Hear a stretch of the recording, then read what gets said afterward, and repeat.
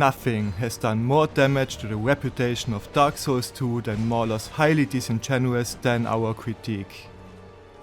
People that believe that his videos are filled with objective facts clearly haven't even played this game and just blindly trust him whenever he presents his biased feelings as undeniable facts. While most people that actually played the game just can't stand listening to him ramble on and on for hours. But not me. I'm doing this for all the DS2 fans that rage quitted his videos once he made an outrageously bad claim. Of which there are many. In this video I will highlight some of the many flaws by focusing mostly on part 2 of his response series. When I made my MauLer responses, I was still using the AI voice. I will repeat some of the points I already made, but most will be fresh ones. I'm also not going through his arguments in chronological order, but played around with them to hopefully make it more interesting and included timestamps to make it easier for you to verify that I did not leave out some important context.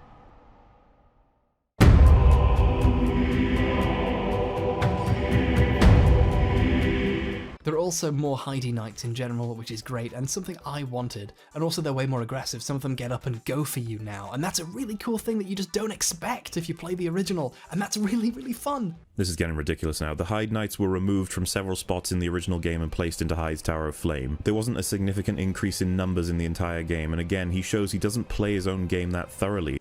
MauLer smugly states that H-Bomber doesn't play his own game thoroughly enough while just being confidently wrong himself. In vanilla, the Hate Knight with a spear used to be in the Lost Bastille. In Scholar, he showed up 5 minutes later in the Sinner's Rise. MauLer was probably too busy getting chased around by enemies to even notice him. Vanilla had another one in the Shrine of Winter that used a sword but dropped a lance. In Scholar, this one fell down the well in Majula and got lost in the gutter, and is now actually using his weapon. And then Vanilla also has the most famous one in the Forest of Fallen Giants that drops the sword.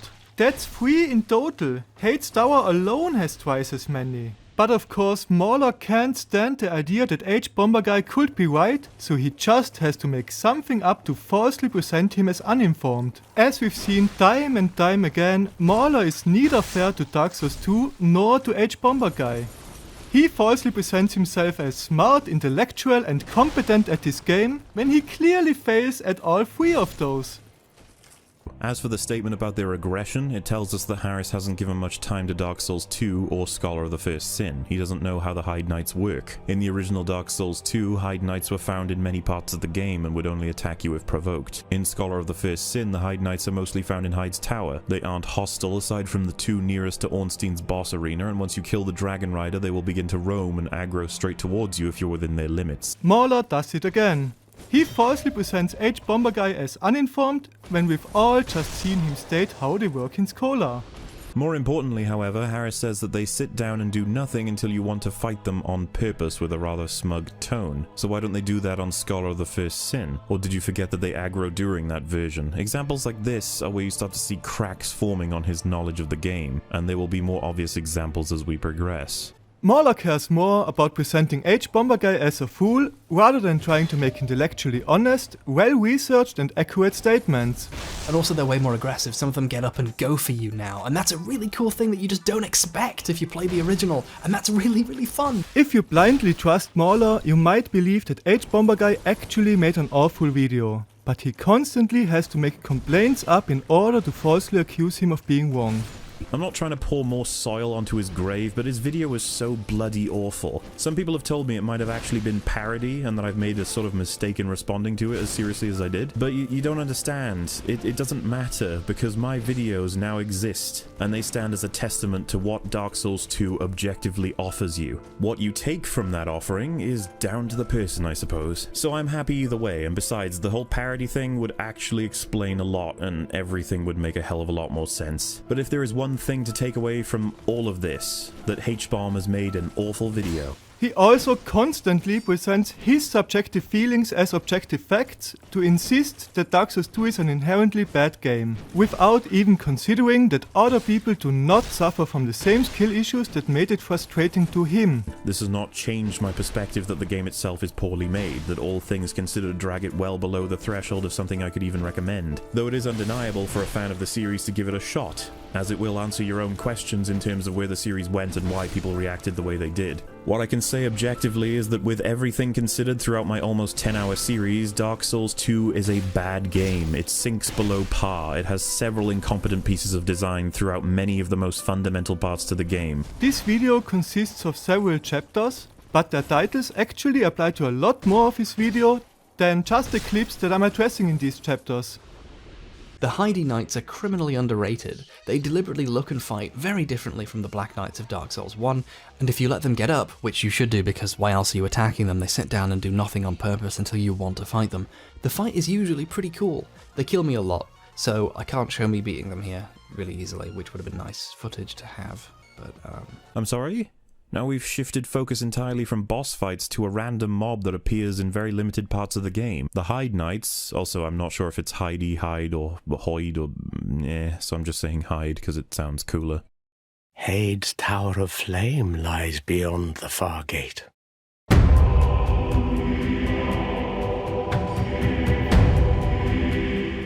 There's even the old Dragon Slayer, a version of the Ornstein and Smurs fight that indulges in this aspect more than fighting two people at once could do.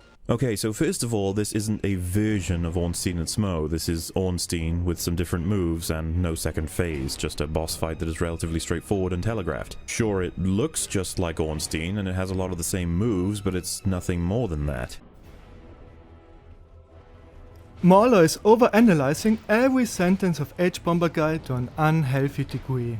He just wants to seem smarter and more intellectual, even if it requires him to ignore the fact that it is indeed a version of the Ornstein and Smo fight, and that H-Bomber Guy worded it like that to joke about not knowing how to pronounce Smoo.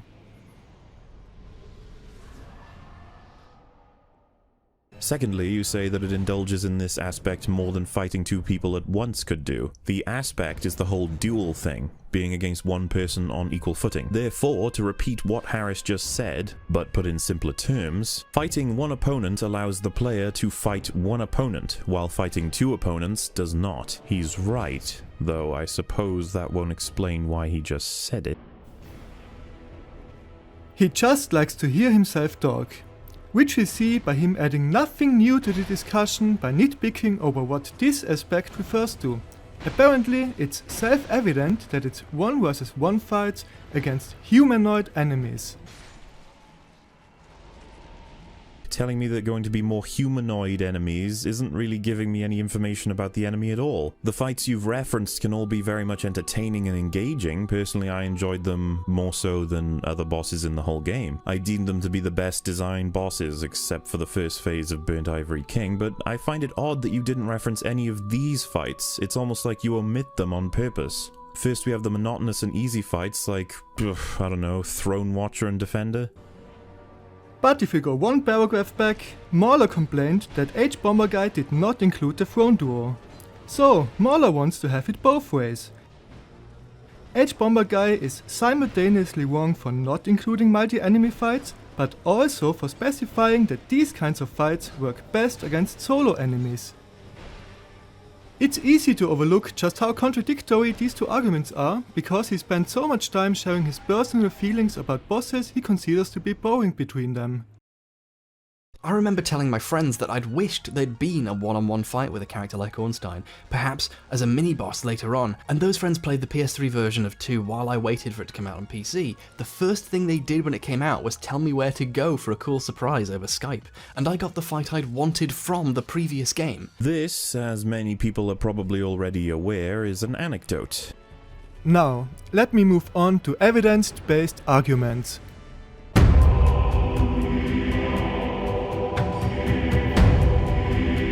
He's now added the fact that he always wanted to fight Ornstein alone to his argument. Arguments are better served without anecdotes for the vast majority of time, as anyone can make up an experience to support their argument. And even if the anecdote is true, it doesn't hold true as a guarantee for anyone other than the subject of the anecdote. This means it muddies up the analysis and makes it hard for the audience to disseminate facts from feelings.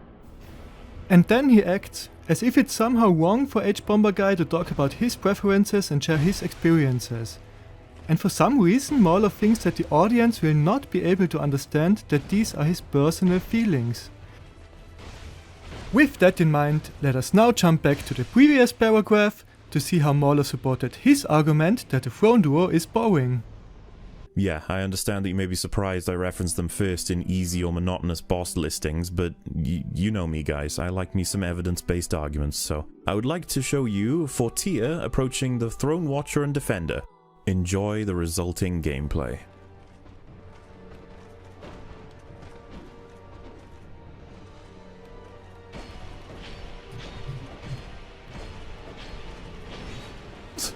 This guy just let me take off half of his health without moving.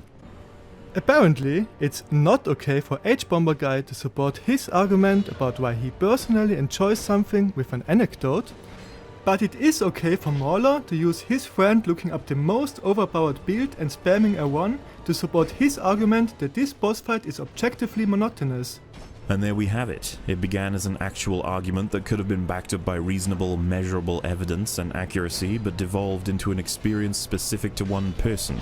Actual evidence would be a large survey which shows that they are consistently ranked to be among the easiest and most monotonous boss fights, but subjective feelings of biased people are not. Evidence-based arguments.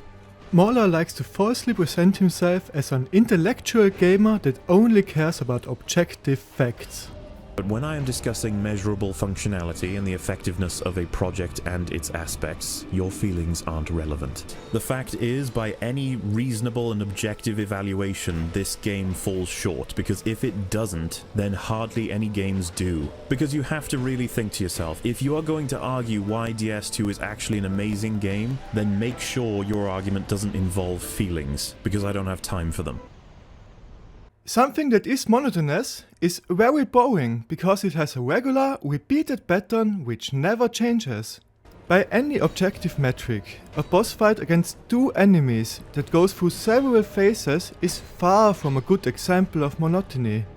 It is a highly subjective experience if something feels monotonous, but MauLer rejects feelings so much that he ignores the emotional aspect of a boss fight against a couple that actively protect each other.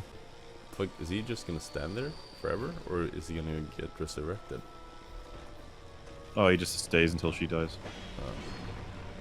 Like, that's the don't know thing, if I she can't can. really put a finger on it, but bosses in this game just generally... Oh wait, she's doing something.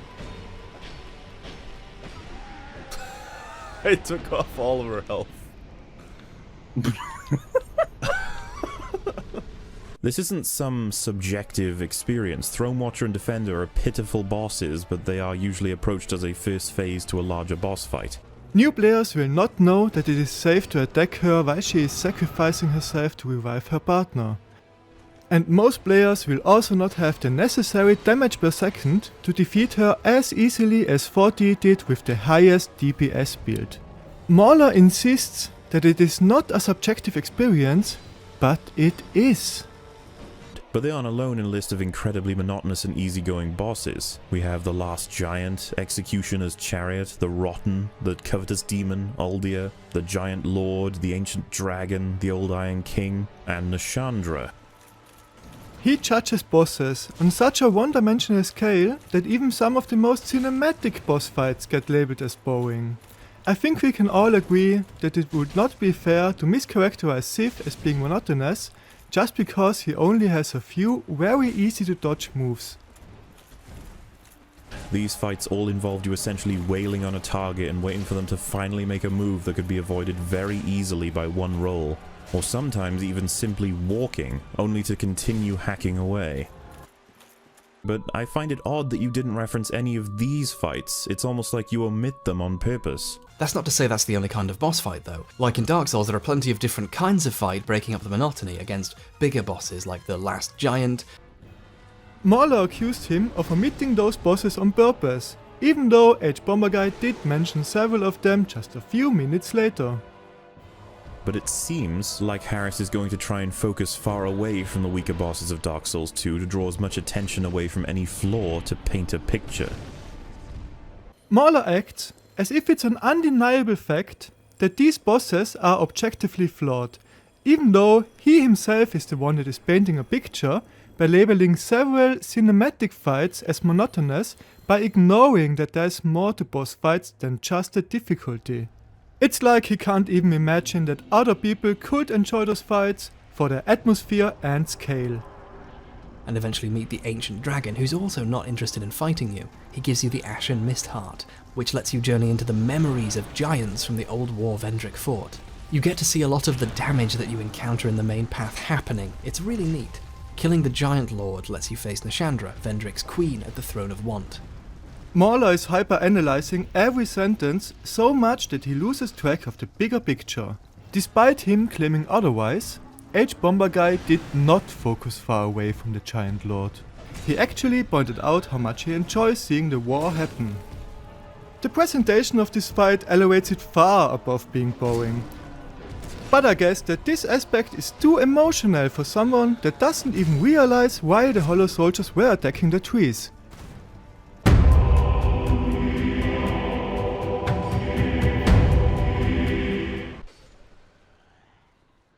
Why'd that back one get aggro, not the fucking middle one?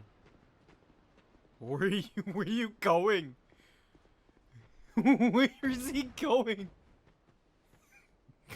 What the f? Why did he just run to the tree? He's attacking the tree! What the f? There's another one! What the f? Apparently, he considers this obviously scripted behavior to be a bug, because he showed his friend laughing about it in his chapter about pathfinding issues.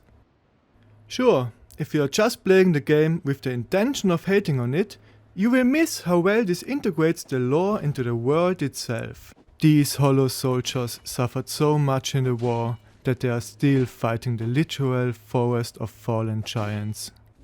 Their neck is permanently locked looking up towards these imposing foes. Trespassing into their dreams. Of the ones who cross the sea, lavishing ruin upon the land. How they savor their visions of glorious deeds in battle. The whole war against the giants is one of the most impressive pieces of visual storytelling in the Souls series, but of course MauLer made every aspect of it sound bad. Seek the forest, you, where those wretched giants slumber.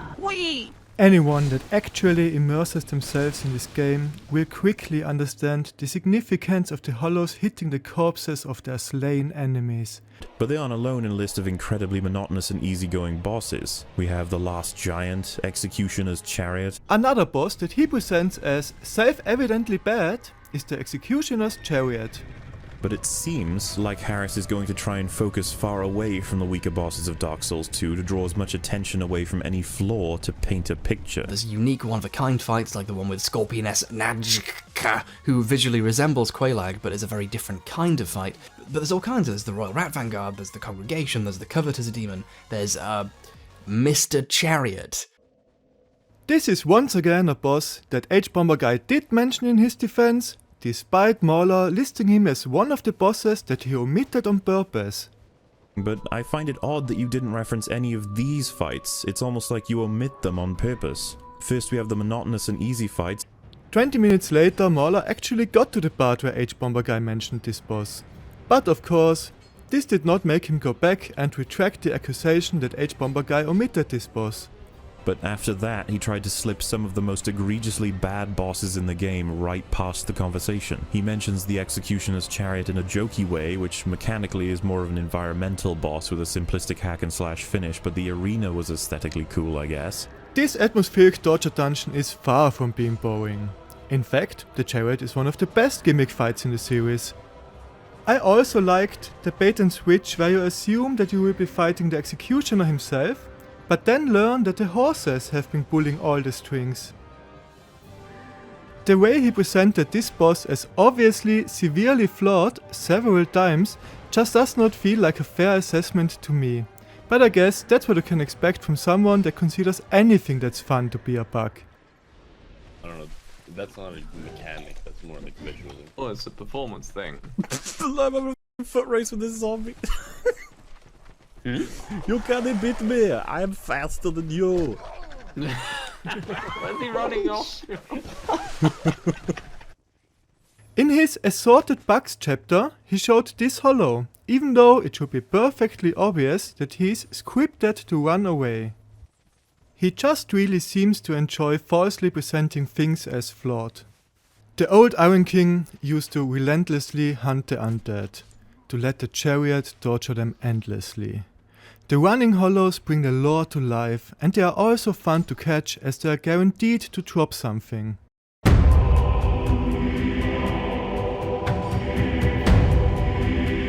Then there's the Congregation, which is just some repeated zombie mobs with a big zombie that fires projectiles in a room that could have been played in the exact same way without the fog doors and the boss bar, and nobody would have blinked an eye. I'm not going to argue that the Congregation is an amazing boss. They don't even drop a boss soul, so I personally consider them to be an inoffensive mini-boss. It's just a short and easy skill check that tests if you know that you have to prioritize the priests first. What I am going to address in this chapter are several aspects of this fight that MauLer dismisses. There seemed to be some level of purpose to the boss composition. This cannot be said for several other multiple enemy bosses, however. The Prowling Magus and the Congregation turned the game into an embarrassment. What happens when you have one enemy that deals real damage yet has barely any health combined with a handful of terribly slow and ineffectual zombies at their side? Basically, it tests nothing new whatsoever. You gain nothing. You can probably guess where this chapter will be going. So, one thing this boss fight tests is if you realize which enemies you should prioritize. Smart crowd control entails defeating the most dangerous enemies first. This fight makes this obvious by having slow and non-threatening hollows crawling on the ground that you should obviously take out last. Take the Prowling Magus fight for example. If you want to kill one of the crawling undead littering this fight, your eyes need to be taken off the casters at the back in order to lock on. So this is the next piece of Matt's video that Harris has chosen to respond to. Matt is saying that if you want to strike an enemy to the floor without losing vision of the enemies at the back line, you cannot use focus to do it. When I heard Matt say this first, I immediately thought to myself, well, you can just not use focus and slash the crawling enemies down regardless. Before I focus on the lock-on system, let me first address the artificial difficulty complaint. Matt's criticism of the game as a whole in this section of the video is that there are too many boss battles with multiple enemies as an attempt to create artificial difficulty and that they create the issues he is currently explaining. Realizing that you should focus your attention to the dangerous ranged enemies instead of the irrelevant crawling hollows is not artificial difficulty. It's just testing basic situational awareness. It would seem that if they couldn't offer good bosses in these scenarios, they just settled and added more enemies into the area. That's the same as being challenging, right? The easiest boss fight in the series was clearly not designed to be difficult just for the sake of being challenging. But that's an easy mistake to make if you blame the game for focusing on the weakest enemies first. Then I played Dark Souls 2 as part of my research, watched a friend approach this area, and he wanted to clear the Congregation on the floor first because they were obviously the weaker enemies. His problem was that his weapon couldn't perform a light or heavy attack that hit the floor, and he had to use focus to aim the weapon down. Doing this sacrificed his ability to see the casters, and thus their attacks. This fight only becomes challenging if you have poor threat assessment. Well, Matthew Madosis was also in the hard mode covenant for most of his playthrough, which made him misattribute a lot of deaths to artificial difficulty. Unfortunately, this forces players with certain weapons to knock out the casters first, otherwise the camera's positioning will misbehave. Matt is trying to make use of the focus system in a crowd control environment to choose one foe, hit them down, and move on, but that very movement prevents him from being able to identify a threat very close to him because of the way the camera pans so heavily down, thus creating an artificial challenge. These harmless enemies are clearly not a threat. The fact that locking on them makes you lose sight of the more important ranged enemies is meant to teach you that you shouldn't focus on them. Take the Prowling Magus fight for example. If you want to kill one of the crawling undead littering this fight, your eyes need to be taken off the casters at the back in order to lock on. This isn't because lock-on doesn't work, it's because these things are so close to the ground that the camera pans directly down at them, neglecting that there are enemies in the back. That, if remained in view, would benefit the player, but without using focus, your weapon is far less likely to hit your target. Right down the road! There were invisible enemies that you could not even lock onto. And now the game teaches you that you should not focus on the weakest enemies first. Focus is not inherently a tool you cannot use in crowd control. That is ludicrous. Not to mention that you still haven't defined what crowd control entails. Is it more than 1 or 5 or 10? No idea. We can see that he really seems to have no idea, as crowd control obviously also entails threat assessment and target prioritization. Fight the most dangerous enemies first, instead of wasting time on enemies that cannot even catch up with a walking pace. Always target the healer first. But Harris makes the mistake of saying Dark Souls 2 teaches you to play this way. I have to be clear here, games can try and teach you how to do things in many different ways. I went over this in my guidance video criticizing Mark Brown. The point you need to consider is that you have to be blatant in your evidence of the developers giving lessons. What the lesson Harris is describing here amounts to is, focus doesn't work here, therefore the game is telling you not to use it. Both of them are talking about the focus system, but the actual deeper discussion seems to be if losing track of the important enemies while you put all your focus on defeating the incapacitated crawling hollows is an artificial challenge, or if it's a different kinds of challenge that teaches you not to overly rely on the lock-on system. As you may have noticed, I'm on H-Bomber Guy's side here, as I also think that the crawling hollows were not added to make the fight difficult, but to teach you about the importance of threat assessment and not locking on while you are surrounded by enemies. Even one of the very first encounters teaches you that locking onto enemies will lead to losing sight of the archer. I also don't see how this is artificial difficulty. Relying on a tool that works best against single enemies to focus on weak enemies while you ignore the actual threat is self-imposed difficulty. Before I move on to the lessons H-Bomber Guy was talking about, let us first listen to MauLer talking about the importance of taking out archers in order to make an encounter easier.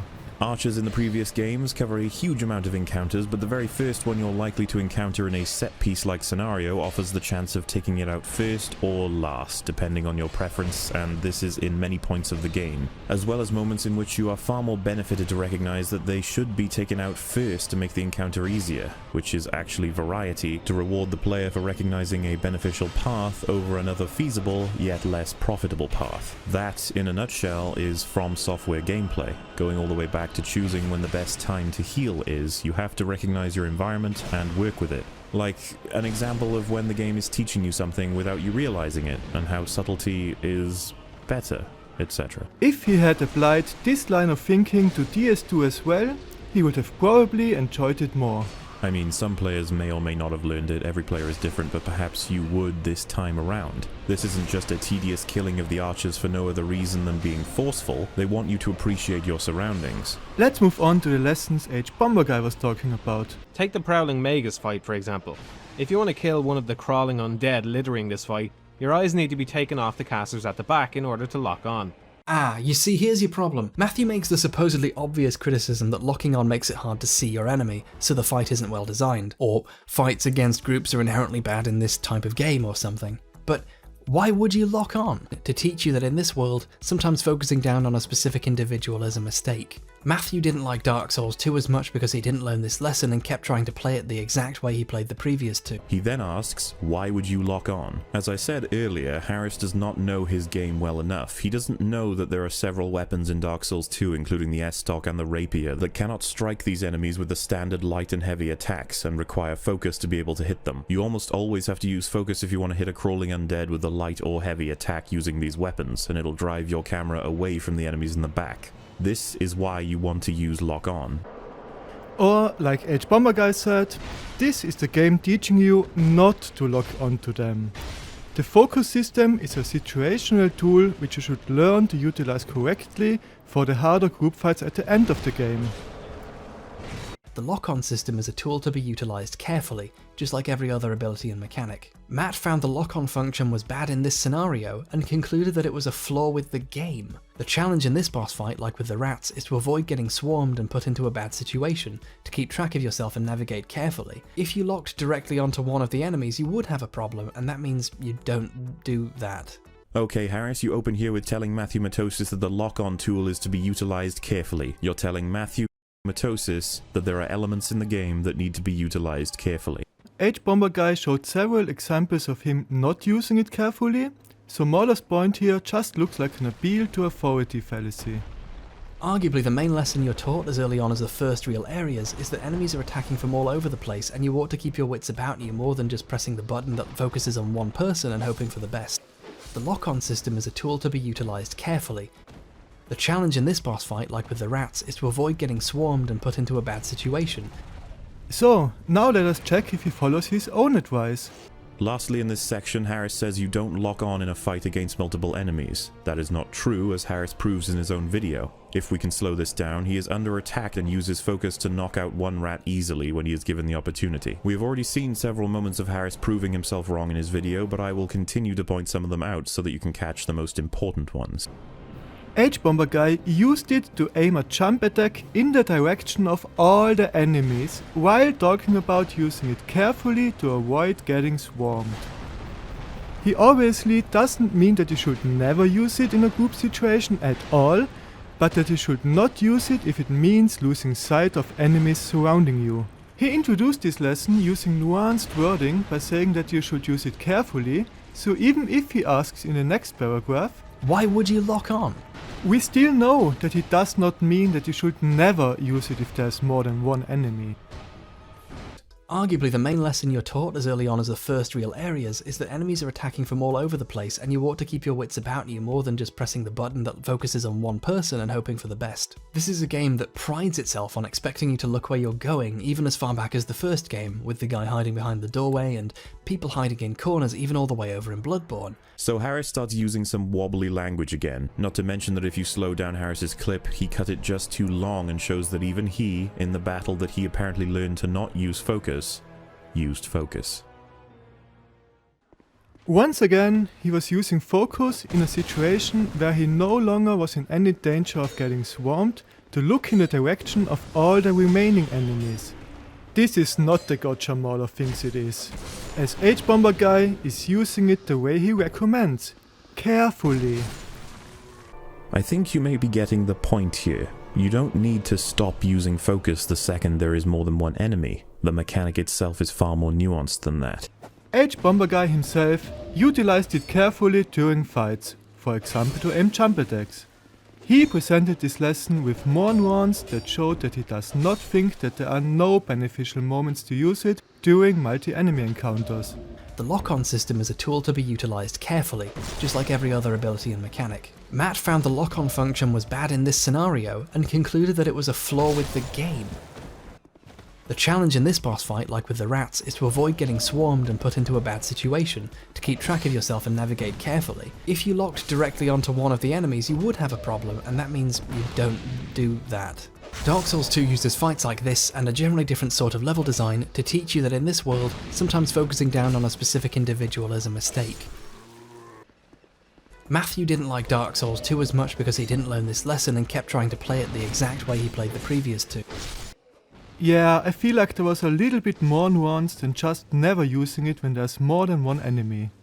On top of that, you very condescendingly say, "Ah, bless," and that Matt didn't unlearn what he learned in the other games. Not only is this petty, but you don't even specify what lessons you're talking about, since crowd control is in Dark Souls 1, and using focus when you need it is clearly in Dark Souls 1 and Dark Souls 2. You've invented a nondescript lesson that nobody else has been made aware of, and you're pointing and laughing at people who you deem haven't learned it. 40 minutes into his video, MauLer states that H-Bomber Guy is not even specifying what lessons he is talking about, even though he explained them in the preceding paragraph that MauLer addressed 20 minutes earlier. The point you need to consider is that you have to be blatant in your evidence of the developers giving lessons. What the lesson Harris is describing here amounts to is, focus doesn't work here, therefore the game is telling you not to use it, as opposed to the truth, and that is that the way in which these situations are built prevents the player from being able to utilize focus in ways they could have had the bosses been designed differently. MauLer requires blatant evidence from H-Bomber Guy to prove that this early game boss fight was meant to teach you something, but he himself doesn't need any evidence to dismiss it. Not only were there unlockable enemies in the area right before the congregation, but the game also has a technology to move the camera back and to increase the field of vision. If they wanted you to fight the harmless crawling undead first, they could have used this feature to make it easier to see the healers. But the more logical explanation is that they expected you to learn how to fight crowds by not using the lock-on all that time.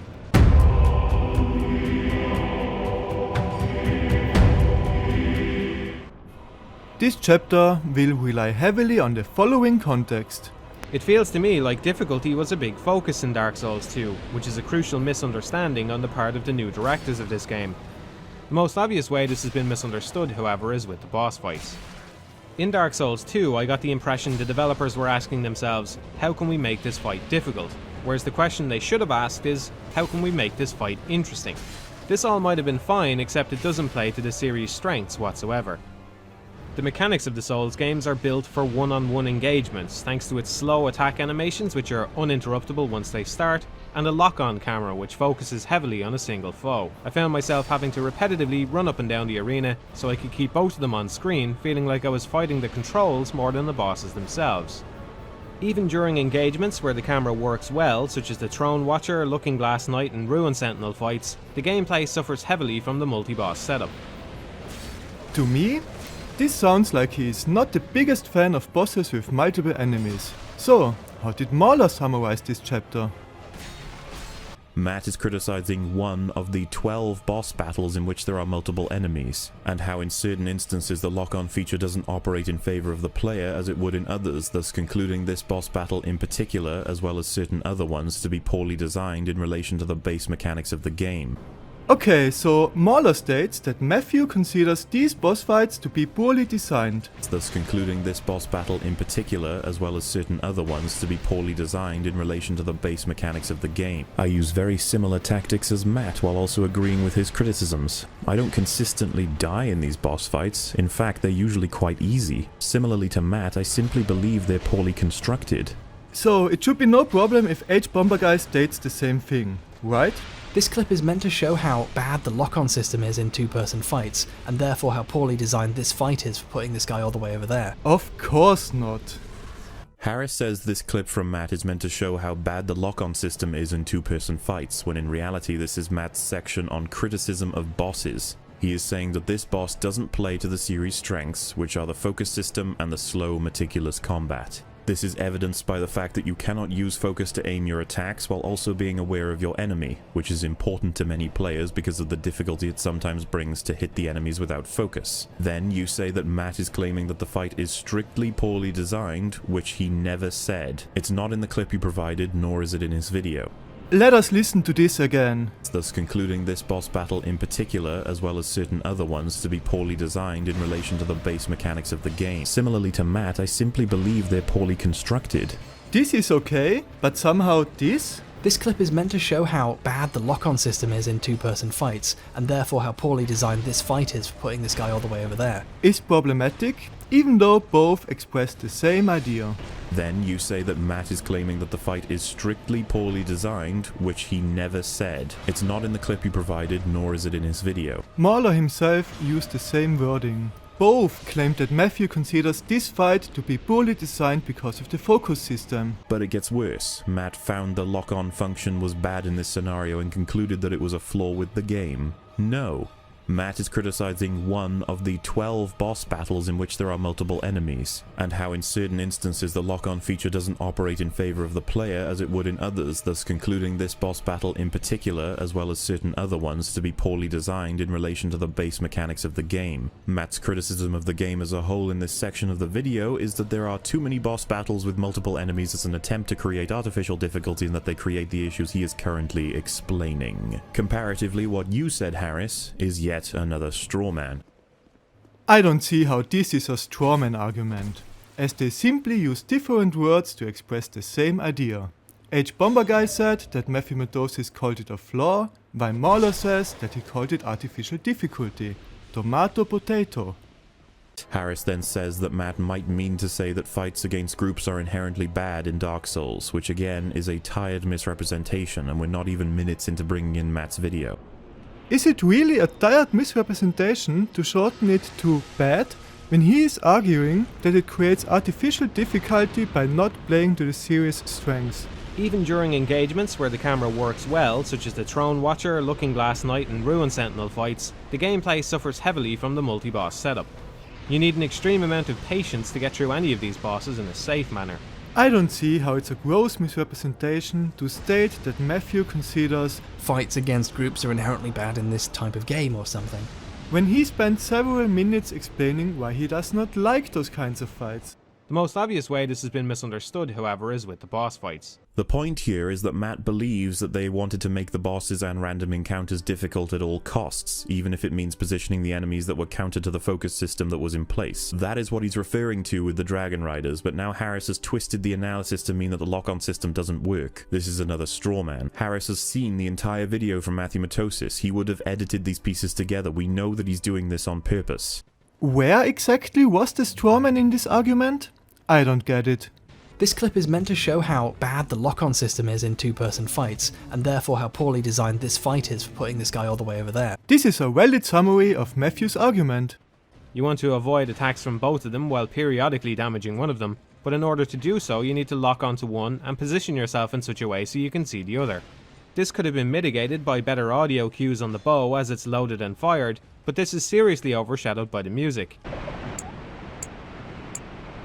I found myself having to repetitively run up and down the arena so I could keep both of them on screen, feeling like I was fighting the controls more than the bosses themselves.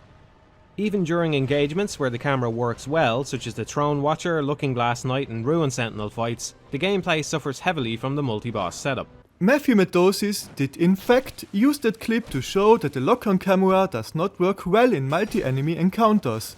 The only strawman here is MauLer twisting Bomber Guy's statement. So Harris says he thinks that the way the mechanics are utilized in the first two games has gotten ingrained in people's heads. But the criticism here isn't on the game as a whole. It is about several of the 12 boss fights that Matt pointed out. The fact that they run counter to the systems in place and create more difficulty in relation to that. Matt isn't saying that the focus system doesn't work at all in Dark Souls 2. This would once again be a straw man. Bomber Guy also did not claim that Matt said that the focus system does not work at all. MauLer himself created a strawman argument to falsely accuse Bomber Guy of having done that. Matt found the lock-on function was bad in this scenario and concluded that it was a flaw with the game. I didn't lock on at all until one of them was dead and it became a good idea to completely focus on one enemy. This naturally occurred to me because this is how Dark Souls 2 teaches you to play. I honestly think the mechanics and the way they're utilised in the first two games has gotten so ingrained in people who liked those two that it makes them play weirdly in games that work slightly differently or have different kinds of challenge, and this strikes them as a flaw. How did MauLer manage to misunderstand this so much? Matt isn't saying that the focus system doesn't work at all in Dark Souls 2. This would once again be a straw man. Did he even listen? As I have said previously, this kind of thing is why people aren't going to listen to you. First you cut out imperative footage to his argument, then you change his argument while ignoring the framing of the section of the video, then you treat him like a child. MauLer accuses Bomber Guy of doing the exact thing he himself does. This all might have been fine, except it doesn't play to the series' strengths whatsoever. The mechanics of the Souls games are built for one-on-one engagements, thanks to its slow attack animations which are uninterruptible once they start, and a lock-on camera which focuses heavily on a single foe. Take the Prowling Magus fight for example. If you want to kill one of the crawling undead littering this fight, your eyes need to be taken off the casters at the back in order to lock on. Then Harris makes a sarcastic comment, essentially telling Matt that he fails to see the obvious solution. This is already the final straw for many people watching this video. The intense levels of smugness in Harris's video ruin the reputation this video holds, as well as any respect one will have for Harris, who simultaneously respects Matt. This is the enemy design section, by the way, and we have veered off to Matthew Matosis' criticism of focus obscuring vision. Yes, I am criticizing his script management. MauLer smugly criticizes his script management by falsely accusing him of veering off to some unrelated topic, while completely ignoring the fact that those two topics are deeply connected, as Matthew argued that the design of multi-enemy encounters does not play to the series' strengths, as focusing on one enemy obscures vision of the others. H-Bomber did not veer off to the criticism of the focus system. He addressed Matthew Meadows' argument that the focus system does not work well in group situations. It's part of the same discussion. He also invokes the time you fight against the 2 Dragon Riders, and there's a cute little clip I want to show where he locks onto one and then has to angle himself precisely so he can see the 2 of them. The twin Dragon Riders are another example of this. You want to avoid attacks from both of them while periodically damaging one of them, but in order to do so you need to lock onto one and position yourself in such a way so you can see the other. Okay, so you say that Matt is using a cute little clip, implying that he is now presenting his evidence in bad faith or forging footage for his points. This, among the previous examples, is why you have gained the reputation of being selectively insufferable. Pot calling the kettle black. MauLer made a bad faith argument in order to falsely accuse H-Bomber of doing that.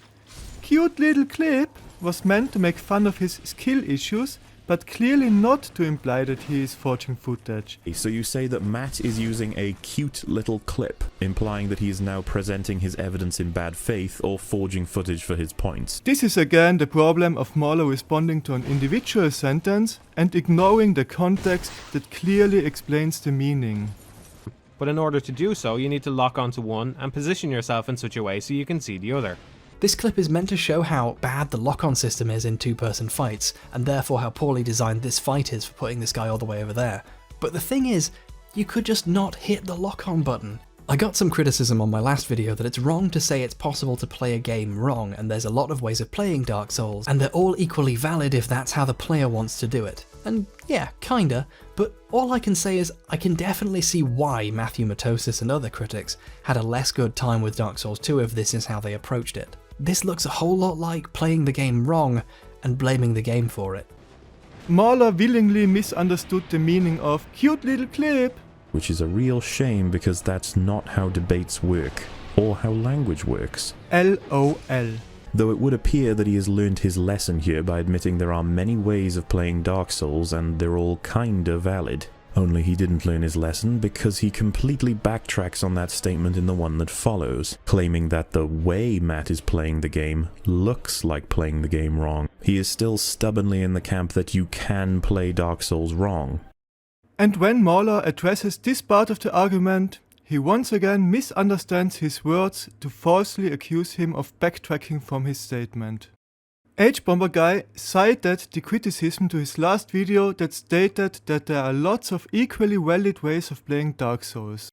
He said that he only kind of agrees with it, and then disagreed by talking about how not adapting to different challenges explains their bad experiences with the game. And well, there are indeed plenty of wrong ways to play the game, many of which can be seen in a typical DS2 hater gameplay. And he doesn't explain this in any way. Is it morally wrong? Legally wrong? Is the person's level enjoyment not considered in this metric? How can someone possibly play a game wrong? This isn't a matter of opinion, you're not making sense. MauLer once again analyzed this sentence completely without context, as H-Bomber clearly explained that he thinks that Matthew Matosis labeled several multi-enemy bosses as being artificially difficult because he played wrong by relying too much on the lock-on function. The point here is that he listed 3 bosses in which he thought it worked versus several he thought it didn't, and listed his own reasoning for it. Why was this amount of important context removed from the video? I imagine it was in order to make Matt look unintelligent. When Matthew Matosis said, Even during engagements where the camera works well, such as the Throne Watcher, Looking Glass Knight and Ruin Sentinel fights, the gameplay suffers heavily from the multi-boss setup. he was fighting against the Throne duo. H-Bomber showed that clip while saying, Matthew is still trying to use the lock-on mechanic in fights even as late as the Watcher and Defender bosses, and he's still using a shield. Aw, bless. Someone really liked the previous games and tried real hard not to unlearn what they learned there. This kind of criticism sheds light on the critical perspective that approached the game in the first place. Players who went into the game expecting it to be exactly like the previous ones inevitably did badly in these sections and seemingly blamed the game for it. yeah, I don't see how he left out important context here. Matthew was saying that the focus worked well in this fight, but H-Bomber was pointing out that it would have worked even better if he had used the lock-on more carefully. The context does not destroy his argument in any way. This chapter was exhausting. There were so many moments where I was wondering how I even managed to misunderstand him so badly. Before I move on, here's another example.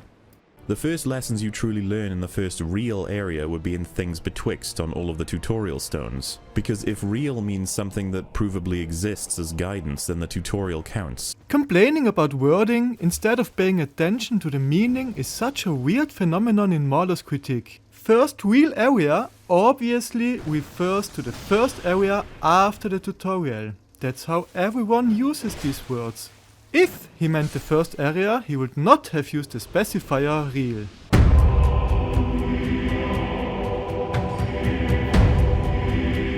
This is a roadblock boss meant to act as punctuation of the area. It's almost like they needed a boss in this particular area, so they just shoved a bunch of things together. This fight is punctuation of the lore. In this chapter, I will explain why they were shoved here. Or it's as if the boss was created somewhere and then placed into whatever they were currently designing. I mean, why is this well-kept church in the middle of a series of old spider-ridden caves? Does he think that the spiders built this door once they moved in? These caves haven't been infested by spiders.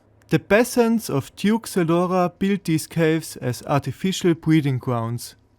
It's the theme of this whole area, which culminates in a fight against the Duke's most beloved spider that guards the corpse of the ancient dragon. You could have removed the fog, the music, and the boss health bar, and this room would have made more sense. There are several zombies trying to claw at you from below, and a few mage-like ones among them. And where else did we see these mage-like ones? Close to the ancient dragon. I'm currently showing Vanilla TS2, but we will see his color placement in MauLer's clip. The point is that developers have made extremely lazy decisions to repeat enemies even if they simply had no business popping up in the places they were reused. Do you remember the mage zombie in the congregation during that boss fight? Well, check him out. Exactly one clone of him secured a spot in the dragon eyrie.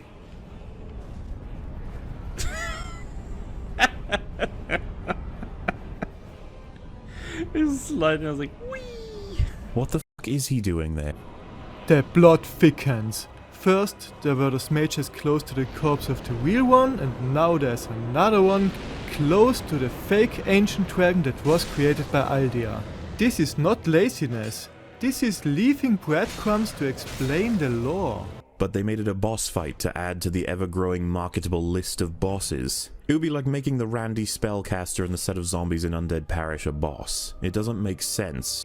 Except that this is not some random spellcaster. There is another one taking care of the experiments in Aldia's research hall. You'll find a great creature far to the east. A colossal thing with the strength to match its size. Or something playing the part at least. Brave undead. What did that dragon tell you? That thing is a prop. A false deity. Don't be fooled, my undead. There is a whole subplot about the ancient dragon being fake, and the placement of the enemies from the congregation boss fight helps the player to uncover this secret. The Magus is not some random spellcaster. He is probably mind-controlling the peasants to gather petrified dragon bone for Aldia's research. But of course, MauLer never paid any attention and just called it lazy instead. This is strict proof that the developers are willing to throw several enemies from other areas together and slap a health bar on it. This is lazy, or at the very least, a rushed and poorly constructed portion of the game. It would seem that if they couldn't offer good bosses in these scenarios, they just settled and added more enemies into the area. That's the same as being challenging, right? MauLer does not know the lore of Dark Souls 2, so he considers any repetition of enemies to be just lazy and wrong. Anyway, the point is that developers have made extremely lazy decisions to repeat enemies even if they simply had no business popping up in the places they were reused. I will soon show some more that he falsely accuses of having no business showing up again, but first let us take a look at enemy reuse that he considers to be acceptable. Dark Souls has a few repetitions here and there. The Capra Demon and Taurus Demon were copied and pasted from their boss rooms to Lost Izalith. However, it is hard to tell whether they were placed in their respective fights before or after they were placed in Izalith, because narratively it actually makes sense this time. This is the home of the enormous entity that spawned demons originally, so having the Capra Demon and the Taurus Demon be at home here is more than suitable, or at least more so than many of the choices in Dark Souls 2. It makes perfect sense. They famously lazy copy and paste in the area that even the developers called unfinished and rushed is acceptable because it's in Dark Souls 1. But anytime an enemy shows up again in DS2, it's bad by default. What the fuck is he doing there? All of these examples of this one trend in the game would be one of my arguments as to how they cut corners, but there are far more to get to. Let's see if these enemies really had no business popping up in the places they were reused. These dark beasts first showed up in No Man's Wharf, and then we see another one right next to the Lord of Dark himself. One of those ghost warriors from the undead crypt below the Drangleic castle already showed up in the castle itself. The Grave Wardens are working for the king, and they are known to imprison spirits to fight for them. The insolent will be punished. It would make perfect sense lore-wise that they would have used the same dark magic to help their king defend his castle. My lord made magnificent findings on souls. An accomplishment for the ages. There is even a ghost NPC in the castle. MauLer also showed the desert sorceresses that have been imprisoned in the castle. Why are they here? They came from the land of Hugo, the same as Benhard, in order to seek beauty, but were enslaved by Mipha. Well, apparently, there's this monster lady, right? And the poison, well, does wonders for her body. You know, health and beauty and that sort of stuff. They traveled to Drangleic from the desert in the Far East as they heard legends of her beauty. The princess was desperate and sought eternal beauty. I journeyed from the distant east to perfect my swordsmanship. And legend has it that powerful beings slumber in this land. The desert sorceresses go wherever they can learn magic to become more beautiful. The king had a dear queen, a woman of unparalleled beauty. Benhard came to this land because he heard legends about powerful beings. But the sorceresses came because they wanted to learn the secrets from either Mipha or Nashandra. Nashandra enslaved them because they came too close to figuring out her dark secret. They had business popping up in the places they were reused, which is all explained in the lore. Capra Demon and Taurus Demon were copied and pasted from their boss rooms to Lost Izalith. However, it is hard to tell whether they were placed in their respective fights before or after they were placed in Izalith, because narratively it actually makes sense this time. This is the home of the enormous entity that spawned demons originally, so having the Capra Demon and the Taurus Demon be at home here is more than suitable, or at least more so than many of the choices in Dark Souls 2. How about a lone archer from the Iron Keep being copied and pasted to the top of Drangleic Castle? That makes sense. The old Iron King was a good friend of King Vendrick. Even back during the war against the giants, he was already helping by sending his robot turtles. And yes, they are robots. They are artificial. After the Skeleton Lords rebelled against the old Iron King, he swore not to rely on cursed beings anymore. The same goes for the Alon Knights. They are also machines. King Vendrick is a collector. He hoards all kinds of statues and golems. It would be out of character if he had not gotten himself a robot ninja from his good old friend. The fact that they are reused is indeed undeniable, but at least the effort was made to have it make sense instead of a zombie horse waddling around in the king's castle. Did the zombie horse have to get the 4 great souls to reach this area as well? This is not some zombie horse. It is again an artificial gift from the old Iron King that created this Frankenstein monster using the soul magic Vendrick stole from the giants. It's probably here to torture the imprisoned desert sorceresses. There is an Alon captain outside of this room, but what else do we see inside here? Could this be yet another present from the old Iron King? But it's not just him. Vendrick got mannequin toys from Mipha as well. Could this be some kind of theme of Vendrick collecting all kinds of artificial life? They copied a gargoyle from the Belfry Lunar and pasted it into Drangleic Castle, but then they copied the Ruin Sentinels and pasted them 5 separate times into Drangleic Castle as well. As expected, the Ruin Sentinels are yet another part of King Vendrick's Golem collection. There is a consistent theme with the various enemy types that showed up in the castle again. The gargoyles are another fitting addition. This is not some random assortment of enemies that were lazily copied to the castle. The theme of the whole castle is that Vendrick likes statues, especially those that can come to life. MauLer did not like that he reused 10 different kinds of golems in the castle, because he never even considered that they could have been placed there deliberately as a subtle way of telling a story. Perhaps the most egregious and downright jarring would be the fact that they copied Executioner's chariot from Undead Purgatory and pasted it into Drangleic Castle. What a ridiculously inappropriate enemy to have here simply because they didn't want to create something new. A single decrepit zombie horse just chilling in the middle of the most respected and well-kept castle in Drangleic. If there's an out-of-place enemy in the other Souls games, the community tries to understand what it could mean. But Dark Souls 2 is never given the same treatment. Instead, people that are themselves too lazy to consider the lore just call every enemy placement lazy. Before I leave the castle, here's one thing that has been bothering me. Is the horse evil because the spirit of Goa has been used in its construction? Or has Goa been imprisoned in the ring with the same magic that was used for the wall ghosts? These two spirits do look similar. Not to mention that they used a very simplistic enemy for the boss in Hyde's Tower, known as the Dragon Rider, and then copied and pasted him twice to act as another boss battle while colouring one of them black, then used him again as a random to battle on an extremely tight walkway in the Shrine of Amana, and then used him again to act as a bodyguard to Velstad's boss door in the Undead Crypt. The problem here is again that he assumes that the Dragon Riders are just some random enemy without any meaning. The one in the crypt is not protecting Velstad. They are both protecting the king. There were Dragon Riders in the castle because they are his royal guard. The internet is a wonderful place. Everyone can say unfounded, ridiculous nonsense. That, however, doesn't protect you from being criticized and proven wrong. Finally, you say it's for the better, which is funny to me. The idea of repeating assets throughout a game is great because you enjoy the fight themselves. Whether or not they wanted to add more of these humanoid fights for the sole goal of having more fun, the repetition of assets is obviously evidence of them either becoming lazy or running out of ideas. This cannot be denied. The placement of the Dragon Rider on this bridge is also not random.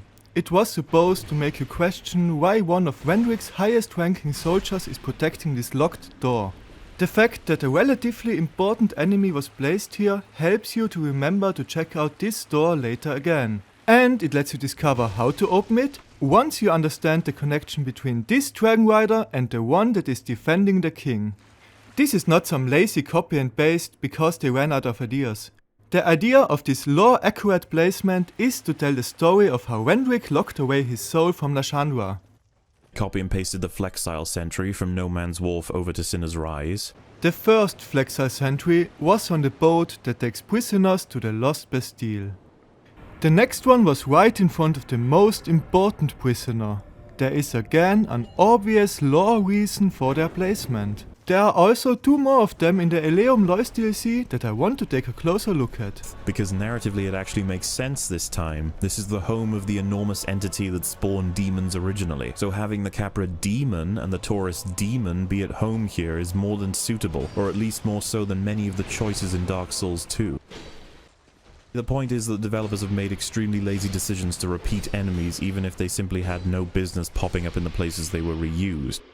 They are guarding the key for the frigid outskirts. This frozen nightmare is where the worst prisoners got exiled to. Which brings me to a translation error. Apparently they were called exile sentries in Japanese. But the lazy enemy duplication doesn't stop there. They copied the Pursuer from the Forest of the Fallen Giants and pasted him into 6 different areas, but added some dark stuff to him to shake it up. No. just know. This is already the final straw for many people watching this video. A nemesis that was designed to follow you around is not lazy enemy duplication.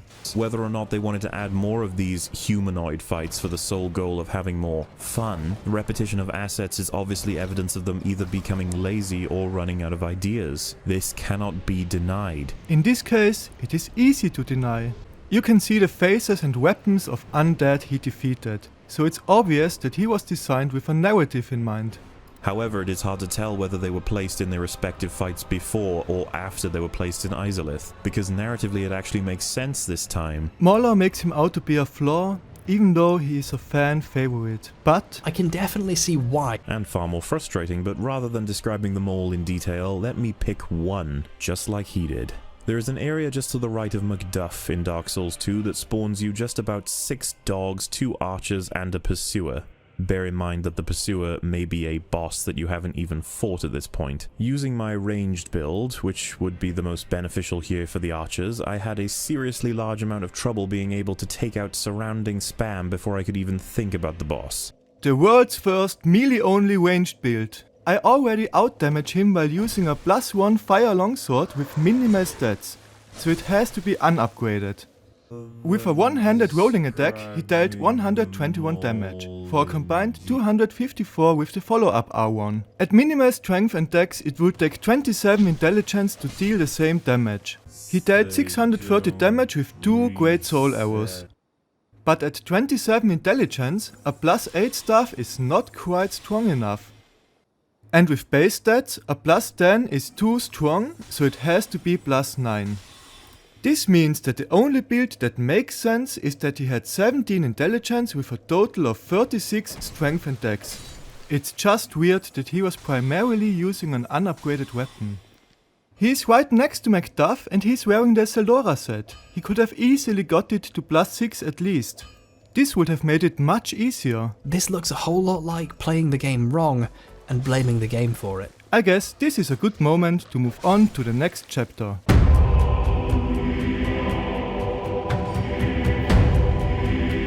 Now, to switch gears quite significantly, I want to talk about the RPG aspects of Dark Souls 2 that are often celebrated in terms of player choice. Next up is resource management, which, considering the inefficiency of implementation with effigies, repair, healing, and extremely generous amounts of levels, the systems at hand are unfinished and unbalanced. It's just really hard for me to take someone seriously that complains about getting too many levels while wearing the farming equipment that increases the amount of souls you get. His own decision to follow a beginner's guide to make the game easier made it feel less balanced, but that obviously does not apply to people that just play this game regularly. It's bad evidence. But there is a double whammy of nonsense in Dark Souls 2, and that is the overabundance of souls and thus levels. As long as you play relatively carefully and bank the souls of what you kill while moving slowly and carefully through the game, you will be pushed to cap out all of the stats you actually needed and then sort of splurge on extra stuff. In the example he showed, he had an interesting primary stat only build. Most people also need secondary stats, like Vitality, in order to wear stronger armor and heavier equipment.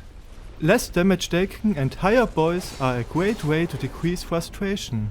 Leveling in DS2 is actually balanced around watching your character grow stronger even after finishing the game once. This build here, for example, requires 70 Vitality along with 60 Strength and 39 Dexterity.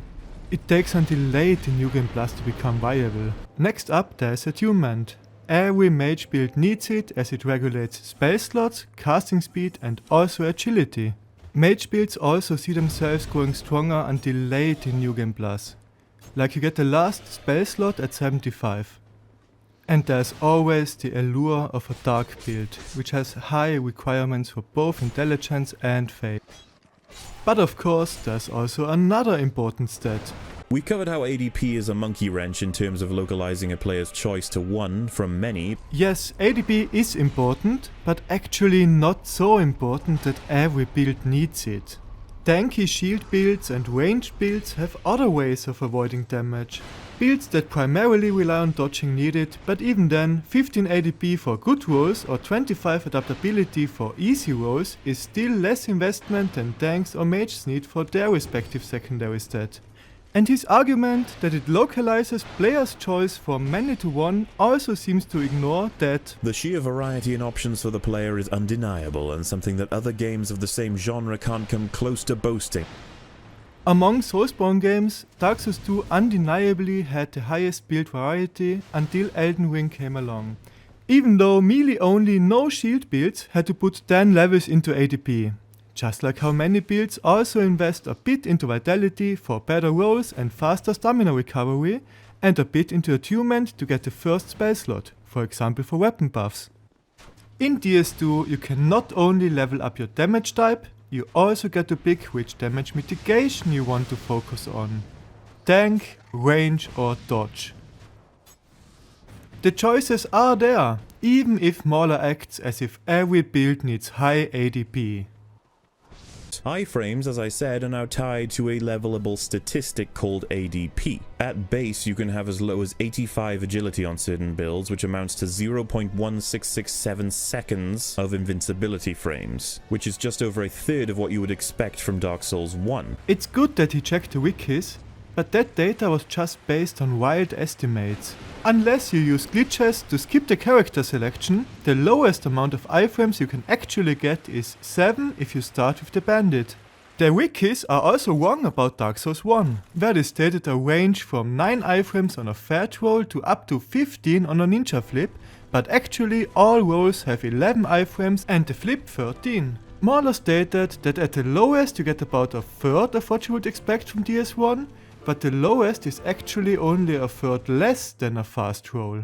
If you just pick the Sorcerer or Explorer, you start with 9 iframes, which is close enough to the amount you get with all rolls in DS1. Though at their highest the iframes reach over triple that, which is a different way of providing the stat, I suppose. However, nothing in the game makes this clear whatsoever. The description for agility is, boosts ease of evasion and other actions. The game tells you that it makes your rolls better, which is clear enough to me. You also don't need to know the exact breakpoints, as you will feel if it is good enough for you. In fact, for years people falsely assumed that the rolls in DS1 range from 9 to 13 iframes because it was believed that the lower chance of getting hit with a fast roll was because of a higher amount of iframes, even though the actual difference is just more rolling speed and distance. To me, 9 iframes are good enough to defeat all bosses hitless, as long as I have low equip load. This is imperative information to a new player, and the game is almost purposefully obfuscating the information. Adaptability is one of the first stats that you learn about, as the second class already mentions it in the description. When I started the game, I was curious about this new stat, and when I read that it increases my agility, I immediately assumed that it would be important for my agile rogue build. Nothing is obfuscated. If you rely on rolls as your primary way of preventing damage, simply level up the stat that tells you that it makes your rolls better. I'm currently fighting the Fume Knight hitless with 10 ADP, so anything higher would already be a soft cap for me. There are strong diminishing returns. The fundamental issue here, however, is that on top of the horrifyingly incompetent way they've translated this to players, resulting in them potentially progressing through the game blissfully unaware of the handicap that has befallen them, if rolling feels harder, and there is a stat that tells you that it makes rolling easier, it's up to the player to understand this obvious connection. Iframes are fundamentally more important than literally any other statistic. Health, stamina, dexterity and strength pale in value compared to iframes in its early levels, and so tying it to a stat meant that once players understand that, which they apparently weren't meant to, they would plow their opening levels into ADP as a guarantee of receiving the benefit. This is fundamentally awful in an RPG with meaningful upgrade choices to make. There isn't supposed to be a stat that you value more than another definitively in every build. He spent 12 levels to go from 1 frame below a DS1 fast roll to 1 frame above. You will barely feel the difference. Putting those points into Vigor for 50% more HP would have mattered a lot more. I really don't see why someone would need more iframes than in DS1. If you would have dodged something with 10 iframes, it would make no difference if you had 12 instead. And if 12 aren't enough, then the issue is poor timing and rolling along with attacks, in which case ADP doesn't help much against these skill issues either. He's massively overestimating the importance of high ADP, as the benefits per breakpoint drastically decrease once you are over the 9 or 10 iframe threshold. Many may feel they didn't need the stat, or they like trying to play without it. There shouldn't be much of a difficult argument here to swallow, but when you have the opportunity to triple the amount of time you spend invincible per roll versus leveling more hit points or damage, the choice should be very clear if the player wants to help themselves. I still don't see the benefit of wasting a lot of levels on ADP to reach the highest breakpoint. After you've got the minimum that lets you dodge attacks comfortably, any additional point offers barely any improvements. Going from 14 to 26 adaptability provides no noticeable increase to my survival chance, but putting those same points into vigor, endurance or vitality does. He's got a shield as decoration on his back, but if he would use it, he could beat this enemy without having to dodge, but that would require more stamina and equip load. I understand that people do feel differently on this topic. You are, faced with adding small pieces of health onto your bar, or adding more for stamina, or you're adding another 10 damage to a weapon that's already striking for 200. Or you can choose to gain an additional 2 seconds of invincibility to your roll. This isn't some small addition. This is such a weird comparison. He is talking about adding a few points to stats that are already at their soft cap, compared to putting 99 points into ADP. And no, it's not even close to 2 seconds. He's a whole magnitude off. He even had to drastically inflate this number to make his disingenuous argument. Now, compared with even adding 100 extra hit points, there is absolutely no competition, because I would rather dodge several rolls than have the health to survive an additional half of one. Going from 20 to 25 vigor increases your health by 100, from roughly 1200 to 1300. This does not make much of a difference. Going from 20 ATP to 25 increases your iframes from 11 to 12, which also does not matter much. The importance of adaptability quickly falls off significantly once you have 10 to 14 ATP. Fundamentally then, we have a system that both punishes the player by not providing them information that is arguably the most important mechanic to the combat, while simultaneously providing a stat that, if they were even made aware of it, increases this resource, nullifying the opening RPG elements of choice by being such a powerful stat compared to others, if the game was kind enough to tell you. This is an abhorrent addition that can only be described as a fundamental rotting of the mechanics that are extremely important at base.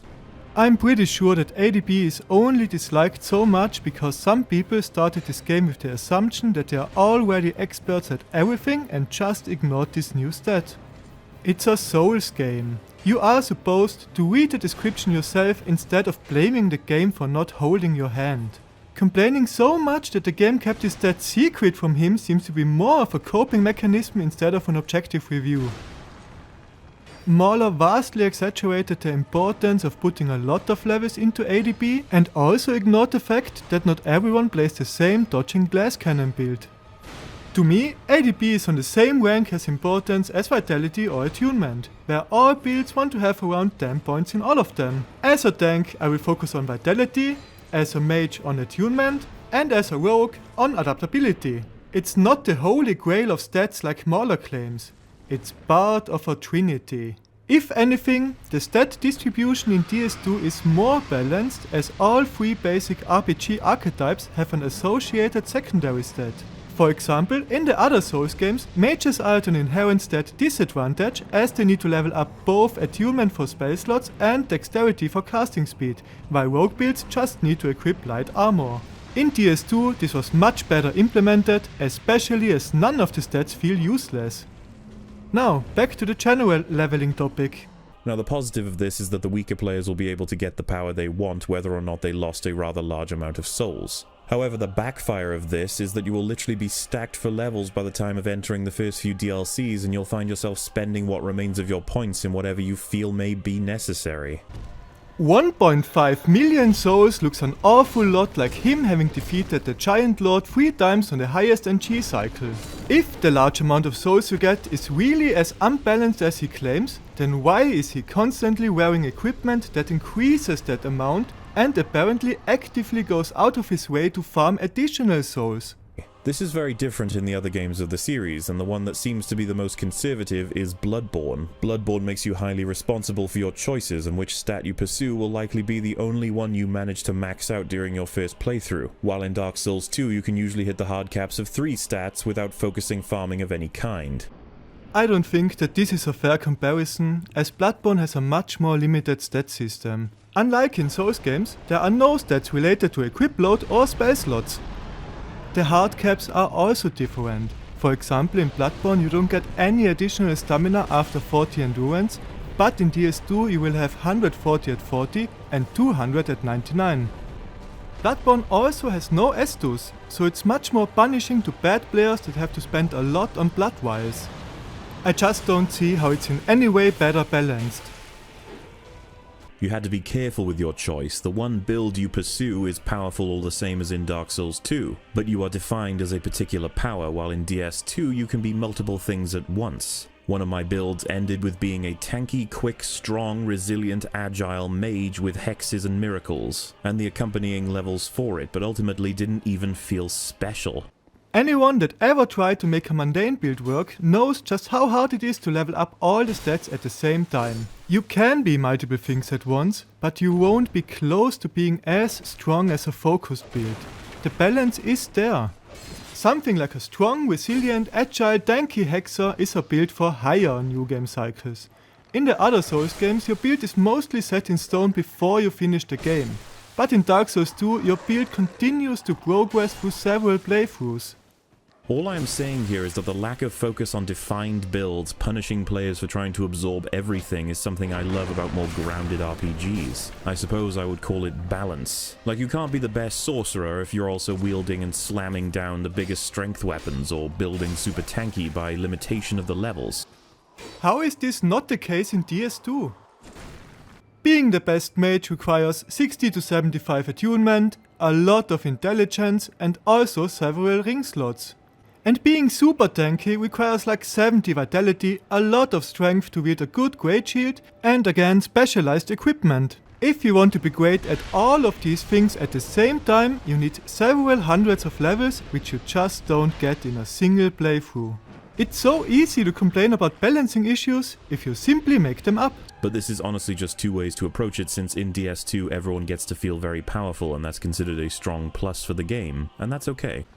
Now he claims that the popular opinion is okay, even though he just spent several minutes complaining how unbalanced the leveling system in this game is. And extremely generous amounts of levels, the systems at hand are unfinished and unbalanced. They are not. You can see this sort of design in the crafting materials. The game makes it abundantly clear that you don't need to be responsible with your choices. Titanite slabs are the very last required resource to push certain weapons to their final form in that tree, but the game provides them to you in droves. You can push as many weapons as you want to the final form. I pushed the one weapon I actually wanted to its last upgrade and I had 13 slabs left over. That's ridiculous. The slabs are just one piece of the puzzle. At this point he is still limited by the Titanite chunks. The weapon upgrade progression is actually well balanced. You can have your first +10 regular weapon in Iron Keep, your first fully upgraded special weapon in the Undead Crypt, and your first +5 boss weapon in the Dragon Area. And then you can buy an unlimited amount of chunks once you have defeated Nashandra. The game shows you that you are allowed to experiment around with different weapons and builds by dropping several slabs early, but you cannot use more of them until the late game where you have earned the right to do so. You can also upgrade your armor, and you are supposed to use several weapons, for example for power stancing. Every FromSoft game allows you to farm an unlimited amount of upgrade material, but DS2 simply removed the annoying grind, which plays well together with the build variety and interesting weapon combinations. It's so annoying in the other FromSoft games if you discover a cool new weapon and know that you will have to create a whole new character to utilize it. DS2 wants you to play through several new game cycles to experience the full game, and having the option to fully upgrade several builds just makes it more interesting if you can adapt to different challenges by switching weapons. It's just a more open approach that's not bad in any way. In Bloodborne, the base game provides one blood rock in the environment and then requires the equivalent of 60 human effigies if you want to purchase them. This meant that you needed to be sure about your build and what you wanted to pursue. It made the choice very meaningful.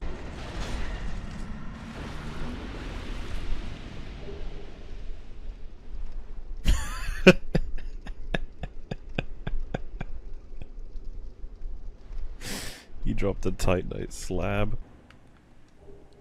And another Titanite slab. The fog That was the fight boss is a... of the And you get a Titanite slap? What? That is a joke. There's like 2 full minutes of them making fun of every enemy that has a small chance of dropping a slab, as if there's anything wrong with that. MauLer and his friends are probably the only people that prefer farming several hours in Bloodborne to just having fun in TS2. Also, Bloodborne has no power stancing or upgradable armor. Finally, you boil it down to a simple instruction. Don't do that, in response to people trying to use focus during the Prowling Mage's boss battle. Would your advice for my friend playing with the rapier be, go get a different weapon? I already covered in detail how his friend wanted to clear the congregation on the floor first because they were obviously the weaker enemies. And how This looks a whole lot like playing the game wrong and blaming the game for it. To which MauLer responded, how can someone possibly play a game wrong? Limiting yourself to only one weapon is by definition a self-imposed challenge run. There is a reason why there are so many types of weapons with different pros and cons. He is using the wrong tool for the job. The game giving you so many slabs and letting you buy an unlimited amount of small and large Titanite shards relatively early in the game means that you are allowed to utilize several weapons to adapt to different challenges. Just like how MauLer could have upgraded his fire longsword for the pursuer encounter we saw earlier. But let's go for a double whammy. The final quarter of my little assessment being the RPG elements are again bloated with so many options for builds and power that the experience felt far too rewarding for clumsy play. Why worry about building a strong weapon and spending valuable resources when I could just do that very thing 10 times over? Why spend time meticulously leveling for particular stats when I could just respec at any time and change my entire build on the go? Why complain about being able to reset your stats when no one is forcing him to use that feature? Every player should be leveling ADP because of the invariably valuable bonuses of it, and this is antithetical to a balanced RPG, ultimately leading to an embarrassing system that once again relies on you subverting the systems in front of you. This whole chapter relied on him massively overstating the amount of levels you get and how important it is to level ADP. In fact, that ends up being the argument for a lot of these issues. Dark Souls 2 brings us an annoying mechanic but provides an additional mechanic to counter it. For example, you're going to lose health every time you die, but you can use an effigy to counter it. Why not lose the effigies and lose the health loss? You're going to lose health every time you die, but if you wear this ring, it'll counter half of it. Why not lose the ring and lose the health loss? Why not just get rid of anything that provides some form of choice and decision making? Do I use an effigy now? Or do I waste a ring slot to reduce the health loss? Or do I just push through? If they would apply all of MauLer's constructive criticisms, the game would be so boring and bland. Your iframes are extremely limited. You can level ADP to improve them. Why not lose the whole ADP thing and provide the base iframes that ADP offers? You need to level ADP first. You have more levels in the whole game for Dark Souls 2, so you can easily get ADP as a free stat sorted out early. Why not have fewer levels and provide ADP from the get-go? Why even have any RPG elements? The game would have a much better balance if everyone just got the same build. The game is about making meaningful choices, and going to 12 iframes early is a bad choice. With everything working as you would imagine in the game, these things seem almost pointless in that there's rarely a state where players ask themselves, do I use an effigy now and get my full bar back, or do I continue to lose health in order to preserve my effigies and move on? I think that's what the developers were going for with this, but I felt it didn't work out that way whatsoever, especially when you brought in the ring that made those decisions extremely rare. Obviously that's just my perspective of the mechanic and its irrelevant or overly punishing nature, but I am sure that many enjoyed the balance if it really did work out for them that way. Depending on the build, you're probably already using 4 rings that are more important. This game is the one where I change my equipment the most to adapt to different situations. So let's come back to some more objective issues. The repair system was a bit of a joke in Dark Souls as a series, in that you only really had to repair your weapon once every 2 hours or something, and that involved leaving whatever you were doing at the time and walking over to a blacksmith, hitting repair, and then getting on with the game again.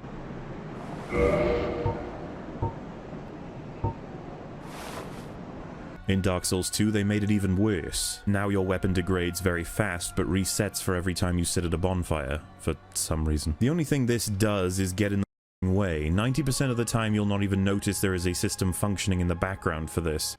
In reality, Dark Souls 2 has the most fleshed out durability system. It's the only one where it feels like an actual mechanic that you can play around with. Against bosses like Ava or Sin, it is a gimmick where you have to hit their head. Durability is also used as a balancing factor for equipment. Heavier armor generally has more. But there are also some, like the old knight set, that has barely any durability, but the best boys to weight ratio. Sure, this is nothing new, as Dark Souls 1 had unupgradable but strong crystal weapons that you could not even repair. You might have bought the Eastwood Grain Ring if you used the Washing Bowl or Moonlight Greatsword, but like MauLer said, the repair system was a bit of a joke in Dark Souls. In Dark Souls 2 there's a lot more depth to it, as it has much more weapons that gain certain bonuses or special attacks in exchange for lower durability. Both potential first areas drop weapons that break easily, to show the player from the very beginning that this is something they have to keep in mind now. I don't see how it's objectively bad. It doesn't feel nice to have a weapon break, but that's why you should work around it by using ones with higher durability and worse stats, by wearing the bracing knuckle ring, or by having a backup weapon. When it does affect you, however, it is monumentally obstructive. They made it so that this feature is applicable to your armor and rings for some reason, and so now, the incredible result is, in select moments of the game, you can simply lose all of your gear and you'll be forced to go back home before you can continue playing the game. The same can also happen in Dark Souls 1, except that in this case it's a lot more obstructive, as the game does a bad job of teaching you that this mechanic exists. I mean, even MauLer missed the fact that armor can break in that game. You might not have bought a weapon box and did not discover warping yet, so now you have to walk several minutes to get back to a blacksmith. It's way less annoying in DS2. This encounter, for example, slowly introduced this concept by having the small beetles take away a bit of your durability, and then you are supposed to learn how to time it correctly to minimize the damage. But if you just want to mindlessly spam R1, you can always just unequip your armor to protect it from getting destroyed. It's a gimmick encounter that's much better designed than similar ones in DS1. I mean, you could obviously push through, but if you want to help yourself, you will go back. They have these little set pieces that are built to do this, enemies and environmental effects that actively engage in this extremely flaccid and obstructive mechanic. You literally just go home and repair it and then continue the game. It was annoying in Dark Souls 1 and now it's horrendously put together. This is once again an encounter that he makes look worse by playing bad. These are actually some of the easiest enemies to deal with, as they have no health and don't even deal regular damage. The Seldora set he is wearing has some of the lowest durability and defense. It's only good for the additional souls that he somehow needs, despite complaining that the amount you get is unbalanced. Stronger armor would have not only made more difference when it comes to damage reduction, it would also have been able to survive a lot more hits. I hope that in the future we can drop the need for a repair system with these games, because even in Bloodborne you can tell it's only there out of necessity. There is no in-depth and challenging mechanic, it is simply there because somehow this is a realistic thing that happens in life that we have to have in this game. And so they figure they could have the system for themselves, but in a video game it doesn't offer the player anything in terms of a resource to manage, because it either happens far too little to matter, or so often and bluntly you ask yourself what possible reason this could serve to assist the gameplay. He feels that there is no resource to manage because he chose to prioritize additional souls over wearing useful armor. He didn't realize that he could have made better decisions, and instead he just calls it objectively bad. He really seems to think that his personal feelings that are based on a surface level understanding of game mechanics are the same as objective facts. Before I move on to the next chapter, here are some more examples of him just being biased against DS2. Check out the sound of combustion. Now check out the sound of an exploding barrel. Now check out the sound of this particular combustion. What? For some reason the sound bugged out and played the wrong one.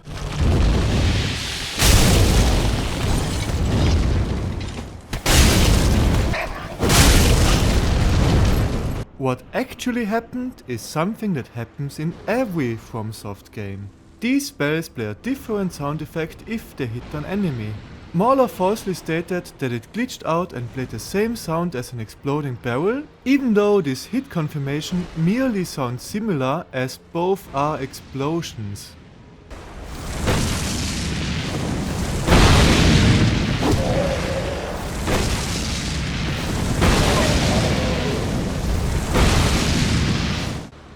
His logic seems to be that it's broken because it's in DS2 without even trying to reproduce it in either this or any other game. Now, I want to nitpick a couple of things, so calm down if you think I'm saying these are huge mistakes. They're not, they're just annoying. When you disconnect from the internet, depending on whatever issue you may have, the game reduces your overall visibility by half and adds an enormous message in the center of the screen. It doesn't care what's happening, it just does it. This gets very annoying if you actually would, you know, in the middle of not having great internet. This sort of thing is avoided by pressing A quickly and won't even happen for those with perfect internet, so it's fine, but holy hell, next time just put a message in the top right game, or why not just have it be something you don't even need to press A for? Just make it, you know, a little pop-up in the top right that disappears on its own after 5 seconds. This is again something that he presents as a flaw by using the logic that it's bad because it's in DS2 without acknowledging that it's a straight up improvement over the way Dark Souls 1 handled it. In Dark Souls 2 you can just click it away and continue playing. It was barely an inconvenience.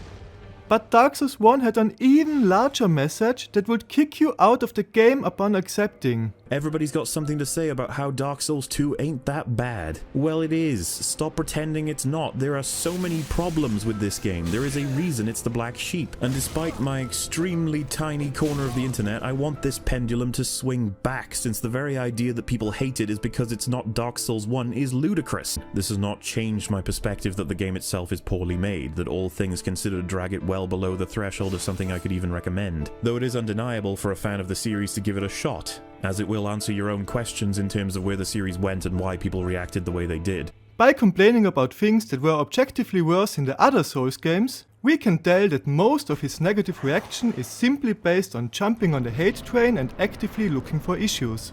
So I'm not talking about the fact that the pursuer can despawn during your fight with him because he has an incompetently limited area. I started this chapter when I got annoyed at him using an unupgraded melee weapon while talking about struggling with his ranged build. So, let me circle back to the pursuer once again. The fact that you have to fight him in small arenas is not a problem. It's a different kinds of challenge. They are expecting the players to be competent enough to handle these optional side challenges without cheesing. Stand your ground and learn how to heal without running away. Once I was able to clear the area, I was in desperate need of healing and the boss had started his projectile spam. I naturally go behind a wall and it results in him despawning because it registered the scenario as if I had left his arena. Naturally, he presents what happened as a flaw with the game, even though this restriction adds a layer of tension to the pursuer fights.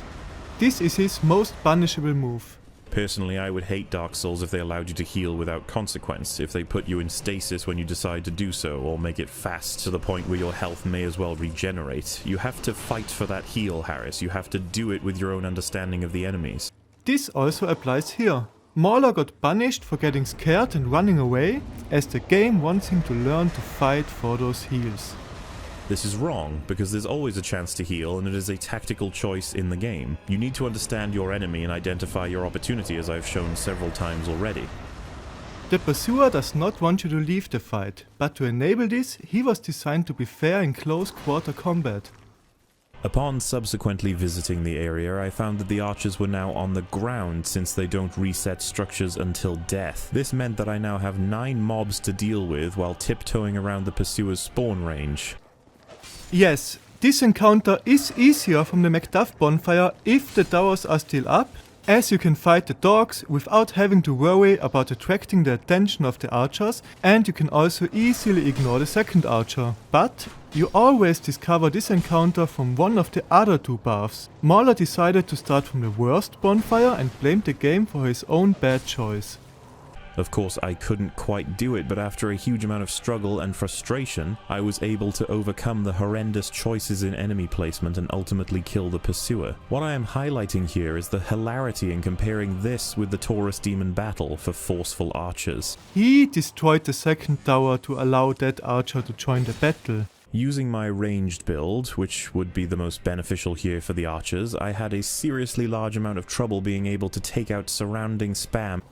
This archer would not have been forceful if MauLer would not have invited him to the fight. Using an unupgraded weapon and adding more enemies to this encounter while approaching it from the worst bonfire seems like playing the game wrong and blaming the game for it. A lot of his complaints just seem to be based on not even trying to play smart. Dark Souls 1 gave me the chance to clear those archers while simultaneously learning about the vantage point for a plunging attack. While here, well, this was just another bloody spam bush. Whatever you're trying to prove, believe me, Dark Souls 2 does it more and does it worse. When you discover this encounter, you are either already on top of the wall if you got here by defeating the Flexile Sentry, or it's from down here after the Rune Sentinels. In both cases you approach it from the opposite side of the Macduff bonfire first. From this side it's easy to take out all the enemies before the pursuer even spawns. By thinking about how to approach this encounter, you can make it a lot easier. Once he cleared the area and had the pursuer despawn, he could have just taken this opportunity to continue exploring further, which would have led him to the better bonfire on top of the tower. If you are actually using a ranged build, it is pretty easy to take care of the enemies if you approach this encounter with a plan, instead of just brute forcing your way through it. And now we're doing the cherry picking thing again. Archers in the previous games cover a huge amount of encounters, but the very first one you're likely to encounter in a set piece like scenario offers the chance of taking it out first or last, depending on your preference, and this is in many points of the game, as well as moments in which you are far more benefited to recognize that they should be taken out first to make the encounter easier, which is actually variety, to reward the player for recognizing a beneficial path over another feasible yet less profitable path. That, in a nutshell, is From Software gameplay. Going all the way back to choosing when the best time to heal is, you have to recognize your environment and work with it. Like an example of when the game is teaching you something without you realizing it, and how subtlety is better, etc. The archers being placed in a way that alerts you before being set off to the boss is to get you up to the tower to realize that you can use the plunging attack on the boss, like you would have learned with the Asylum Demon. I mean, some players may or may not have learned it, every player is different, but perhaps you would this time around. This isn't just a tedious killing of the archers for no other reason than being forceful, they want you to appreciate your surroundings. At the end, he then says you have to deal with them while they are shooting at you in the fight, or before the fight, which... yes, that's how it works in every From Software game. I really don't see the purpose of this argument since it would be so hard to prove definitively, and even if it were true, it's barely anything substantial because there is an argument for the value of constructed scenarios for combat, but even then Dark Souls has so many organic fights throughout the game that it is simply inaccurate. This is an interesting encounter that provides the player with several ways of approaching it, but MauLer just presented it as enemy spam because he did not even bother to come up with a smarter solution. This is a common theme throughout his video.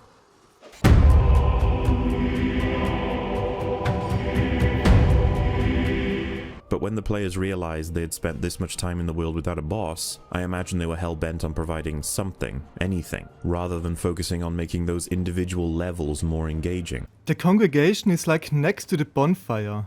But of course MauLer just makes up something, anything, to complain. And this is where we can really see that he never even tries to play smart. Dark Souls 2 has undeniably the most engaging levels. This game contains so many unique encounters and environmental traps that you can utilize in almost every level. And even just the short path to the congregation contains several engaging moments. But the game gives up on the pretense of even having you walk to certain areas. Eventually it simply demands that you become engulfed with enemies regardless of how you approached at the time. Or it demands that you have paid attention to the tutorial and realized that you should utilize the torch in dark caves, which would have taught him that spiders are afraid of the torch, at least in the improved Scholar edition that his critique focuses on. The first lessons you truly learn in the first real area would be in things betwixt on all of the tutorial stones. Because if real means something that provably exists as guidance, then the tutorial counts. He complained that the areas aren't engaging, but so many of his clips just show him running through areas without actually engaging with them. And just how much trouble is this to be able to create that scenario for a player? Well, it isn't really. Just grab many enemies from many areas and shove them all in. It is much harder to create an enemy from the ground up that has nuanced design, something that can provide the difficulty of several enemies all rushing you in one enemy, and not because of its damage or its speed, but because of the way that it fights you. Embarrassing or pitiful design is a common pattern throughout Dark Souls 2, as I've talked about previously, but for spam, it is an invaluable principle to lack. He shows a lot of contextless clips of him getting spammed with a lot of enemies, which would not have happened to good players that don't run around to deliberately aggro every enemy in the area. His gameplay is embarrassing, but instead of learning from his mistakes, he just blames the game. However, I do need to structure this properly, so let's open with the idea that there is indeed spam in this game. You've probably been convinced by the footage in the background, but to contextualize it, as Harris does claim that many content creators do not do, this is a series of encounters that naturally, with the fault of the player being full or null, play out to force you into fights with enemies from 3 to 15 in number, and vary completely in ability. While talking about contextualizing it, he leaves out the context that he only got spammed because he deliberately ran around to aggro every enemy. Imagine you enter the first real area and your immediate response is to just run through it to grab every item while just ignoring all the enemies and then blaming the game for spamming you. That's what Dark Souls 2 hate always boils down to. These people are angry that the game wants them to engage with the areas instead of just rushing from boss to boss. There are so many encounters that are trivially easy to deal with, unless you play like MauLer and friends by just greedily running towards items without dealing with the surrounding enemies 1 versus 1, and then continuing to run away in random directions until you reach a choke point. This, combined with several other fundamentals that we shall be getting to, enhance the levels of absolute incompetency when it comes to trying to craft a challenge. Please stop spamming me. Please stop spamming yourself. You might have thought that I was exaggerating, but that's actually how they played this game. I just can't take people seriously that fell for this obvious noob trap and unironically blamed the game for it. This encounter is just backstab training where the game teaches you the basics of observant Souls gameplay. And when we come to a section in Dark Souls 2 where all you can say is run away and hack at the enemies when you can, he doesn't recommend anything. Something Harris said that amused me was that you can knock out this guy first in the opening areas of Dark Souls 2 where you received your first large-scale ambush. It's like he can't even imagine that people without severe skill issues would not run around to aggro all of them at the same time, so the only tactic he can think of is just more running around. Also, no. Bomber Guy did not say that you can knock this firebomb thrower from his Cola edition out first. He was talking about the vanilla version that had an archer here. Only if you're being chased and try to use the ladder leading up there, they will throw another ambush on top of you that will undeniably result in death if you have friends following you. This manages to escape his assessment. Is this what player freedom feels like? The point here is that his story is completely irrelevant because I could spin the same tale in reverse. There are 2 things here that escaped MauLer's assessment. First, Bomber Guy was clearly talking about the vanilla version that he showed in his video. Secondly, it's a Souls game. You are not supposed to run away in random directions. This will always get the attraction of more enemies. This encounter in the first real area teaches you that you should play smarter than just pressing the run button at all times. There is no chance for gameplay in which you learn your enemy or get better upon multiple approaches, because it always plays out the same. They spam you, you deal with it. He could have learned from his mistakes by just not aggroing hordes of enemies. You get better at fighting enemies if you actually do that, instead of just running away. This whole unwittingly exploring or running away from current enemies leading to these spam bushes happens so often that you can't not spot the pattern. The pattern is clearly that he did not learn that he is obviously not meant to run away in random directions. The unfair spam push from his clip is a well-designed encounter. He will not even get attacked by several of them at the same time, as they only send one out to fight you melee while the others support him from a distance. It's a fair fight. This doesn't mean you can't have areas in which there is a strategy to be had. It is simply disappointing that you have to deal with an ambush-style mob spam throughout the game in many key areas. Wait, why is he back? Why is there multiple of them back? What is happening?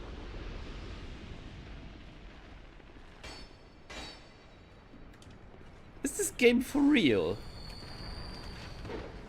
Oh, let's just put this invader in here. There's actually 5 people. Why?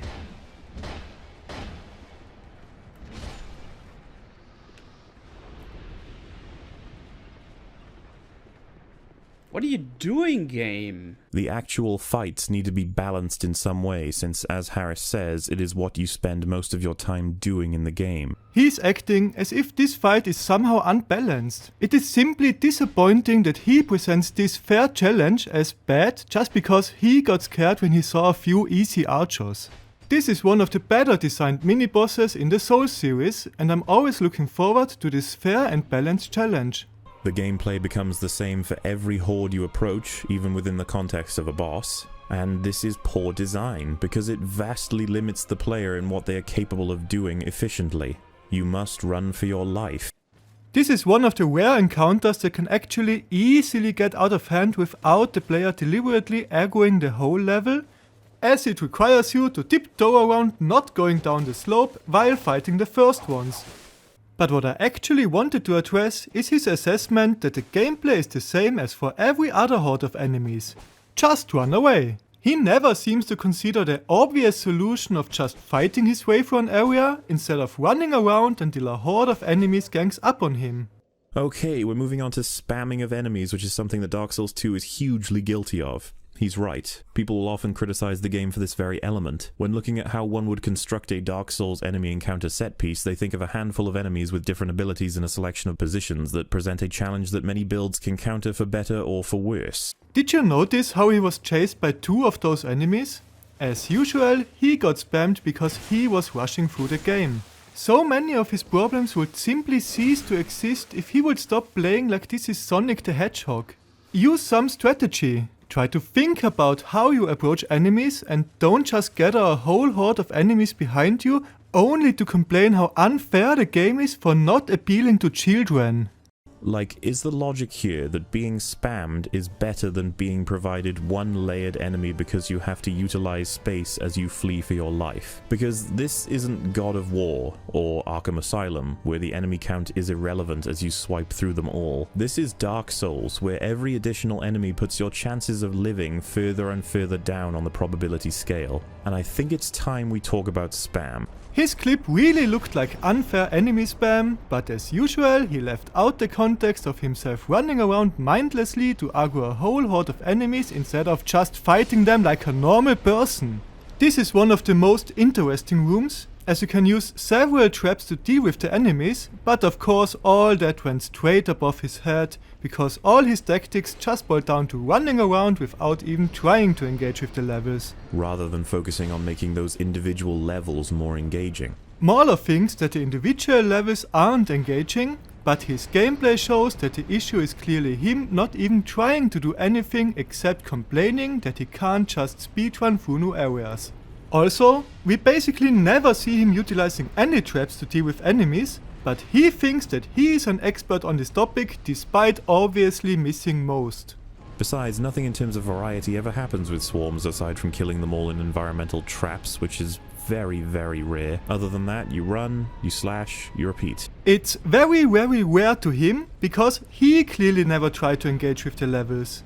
This is not the case for regular people. But the issue here is that it applies to basically every scenario in the series. There are always things that can change the benefits and punishments of the situations. At the end there, he says that this is better than simply knowing when to dodge in fights against more manageable enemies. Is this a defense for spam? Without the context of him just running past enemies, it does look like enemy spam. But first, let us listen to H. Bomber Guy's statement that he was responding to. The player is encouraged to know where they want to fight and make decisions about how to engage in the combat beyond knowing when to dodge in fights against more manageable amounts of enemies. This approach generally extends throughout the rest of the game. This increases player freedom by letting them decide precisely how and where to pitch their battles, and mobility and positioning become much more important aspects of the game. Combat is much more free-form as a result. MauLer had the freedom to fight these enemies 1 versus 1, but he decided to get spammed by luring them all onto the boat.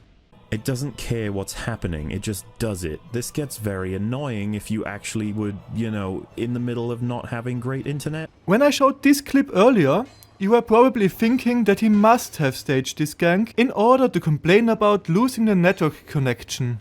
But no, this is actually how he plays this game. He runs around without paying any attention and then complains how unfair it is that he got ganked by the horde of enemies that he willingly aggroed. I've seen a lot of negative Dark Souls 2 reviews, but all of them constantly blame the game for their own severe skill issues.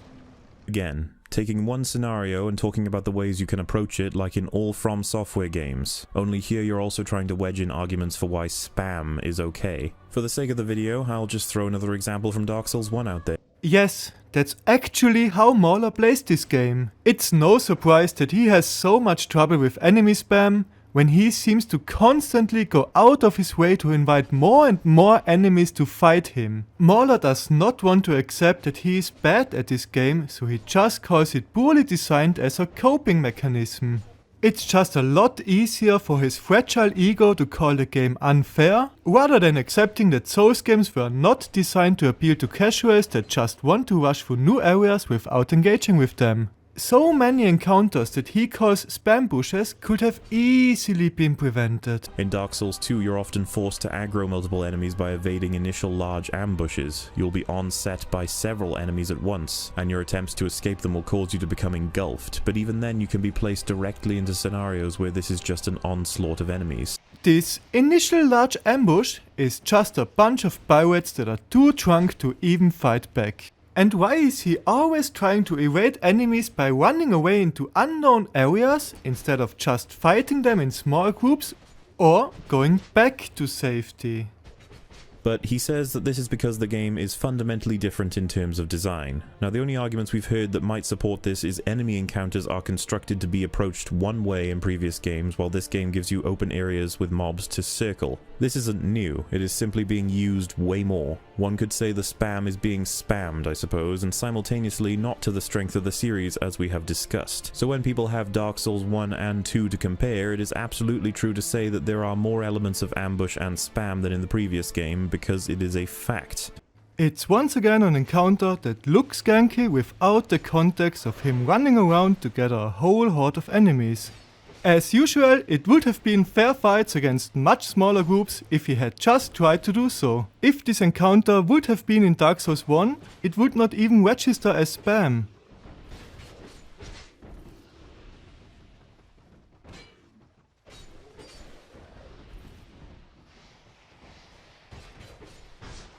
Despite that, Harris is claiming that when it is shown in videos, it is always contextless. Lucky for him, I've already wiped the floor with his counter to spam is bad, and quite deftly, I might add. Let's have a round of applause for MauLer. He really showed us that the spam in this game is bad by showing us hundreds of contextless clips of his severe skill issues. If you're out of position, you'll get displaced and destroyed by the swarm. Videos critical of the amount of enemies in Dark Souls 2 will often show you contextless footage of their character surrounded and being ganked to death. And look how unfair this is, but what they're showing takes place after the point where they already messed up, by letting themselves get utterly surrounded like this in the first place. This sentence has been proven true by so many of MauLer's clips, and quite deftly I might add. But Dark Souls 1 shows a lot more signs of crafted encounters. Dark Souls 2 seems to, as Matt put it, lack that level of design and simply adds more enemies to the fray to make it more difficult. It would seem that Harris explains that aspect away by saying the game is slightly different or has different types of challenge. The biggest challenge for MauLer really seems to be not aggroing every enemy in a 5-mile radius. How is MauLer even supposed to know anything about crafted encounters? His absolute gameplay shows that he is clearly not even close to being qualified to discuss encounter quality, because all he can do is press the run button. This is a topic that should be discussed by competent players that at least try to engage with the levels, but not by casuals like him that are mad that this game requires more skill than just running around aimlessly. Or worse, you've literally dealt damage to them and they simply de-aggro out of confusion. And for some weird reason, one enemy being aggroed doesn't alert others to your presence. In fact, they can get in each other's way. The Stora's straight sword, they pretty much just one-shot her. Look at this. How did he manage to get the Pyromancer inside here? And he is once again presenting something as an objective flaw that makes this game worse than the other Souls games, even though it's not any different in them. He is just biased. This has not changed my perspective that the game itself is poorly made, that all things considered drag it well below the threshold of something I could even recommend, though it is undeniable for a fan of the series to give it a shot, as it will answer your own questions in terms of where the series went and why people reacted the way they did. Overall, I hope you enjoyed my assessment, and perhaps I brought some light onto the things that you were completely unaware of, or I pissed you off to high heaven, and I can enjoy reading essays in the comments section about how biased I have been. But why did he react so negatively? The common defense for Shrine of Amana is that it's beautiful. This is true, but it has nothing to do with the gameplay. Not many people have tried saying that you can fight back with magic and use cover to justify the sheer spam of the area. And for good reason. This is an assessment you can have of mostly every area in the Souls games. I find all of this really interesting because Harris doesn't have a section for the Shrine of Amana. He threw this at the end of his rant about spam. This is obviously because it is classically used as an example of spam, and there's nothing wrong with accepting that it is a spam area. They literally stuffed it head to toe with many enemies of all differing abilities. All that essentially creates is an absolute cluster that is horrendous to play through because of how much luck you require to beat it. I never understood why the Shrine of Amana receives so much hate until I saw how complete noobs like MauLer try to get through it. He thinks that it requires an insane amount of luck because he's literally blind to the existence of player skill. He doesn't realize that there's more to getting through areas than just pressing the run button and complaining how unfair it is that the spells he didn't even try to evade hit him. His absolute beginner gameplay really explains so much of his bias against this game. He had a bad time with Dark Souls 2 because he's just bad. As a way to cope with his hurt feelings, he had to come up with all kinds of nitpicks to present this game as objectively bad, instead of just accepting that he needs to try to play better. The fact is, by any reasonable and objective evaluation, this game falls short, because if it doesn't, then hardly any games do. Because you have to really think to yourself, if you are going to argue why DS2 is actually an amazing game, then make sure your argument doesn't involve feelings, because I don't have time for them. If you are arguing that DS2 is an objectively bad game, make sure that your opinion isn't severely biased due to your hurt feelings. Personally, I would not recommend playing either of the games if you have a high standard when it comes to video game construction, as you will be frustrated and disappointed with many of the elements throughout the game. As one of my subscribers put it, Dark Souls 2 and all content associated with it is a literal garbage fire, and that really seems poignant to me, but that will yet to be proven in the final part. This game would not have been so frustrating to him if he had just tried to actually play it. Especially on your first way through when you're unaware of the pitfalls so lovingly placed at the end of pathways. Oh, okay. There's a hole in the ground there, in case you didn't know. It would be wiser to simply accept that it's awful, and add the caveat that Shrine of Amana does not represent Dark Souls 2 entirely. Yes, Dark Souls 2 has spam throughout the game, but not like in the Shrine. Not like that. First, let's consider the frogs. When you enter this area, you see them sticking out of the water.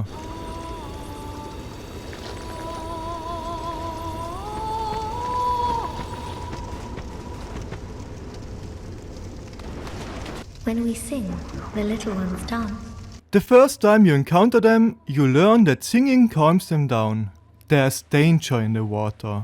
But if you want to use the torch to see the frogs or cliffs easier, you will learn that fire massively increases their aggro range. This area is actually about slowly traversing it and taking care of enemies before they can become a problem, and then using the torch when it's safe to explore the water's edge.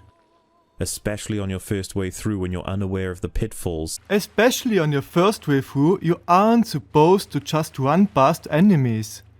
This is towards the end of this level, so you've already learned several times that the deep water isn't safe and that you should stay on the islands.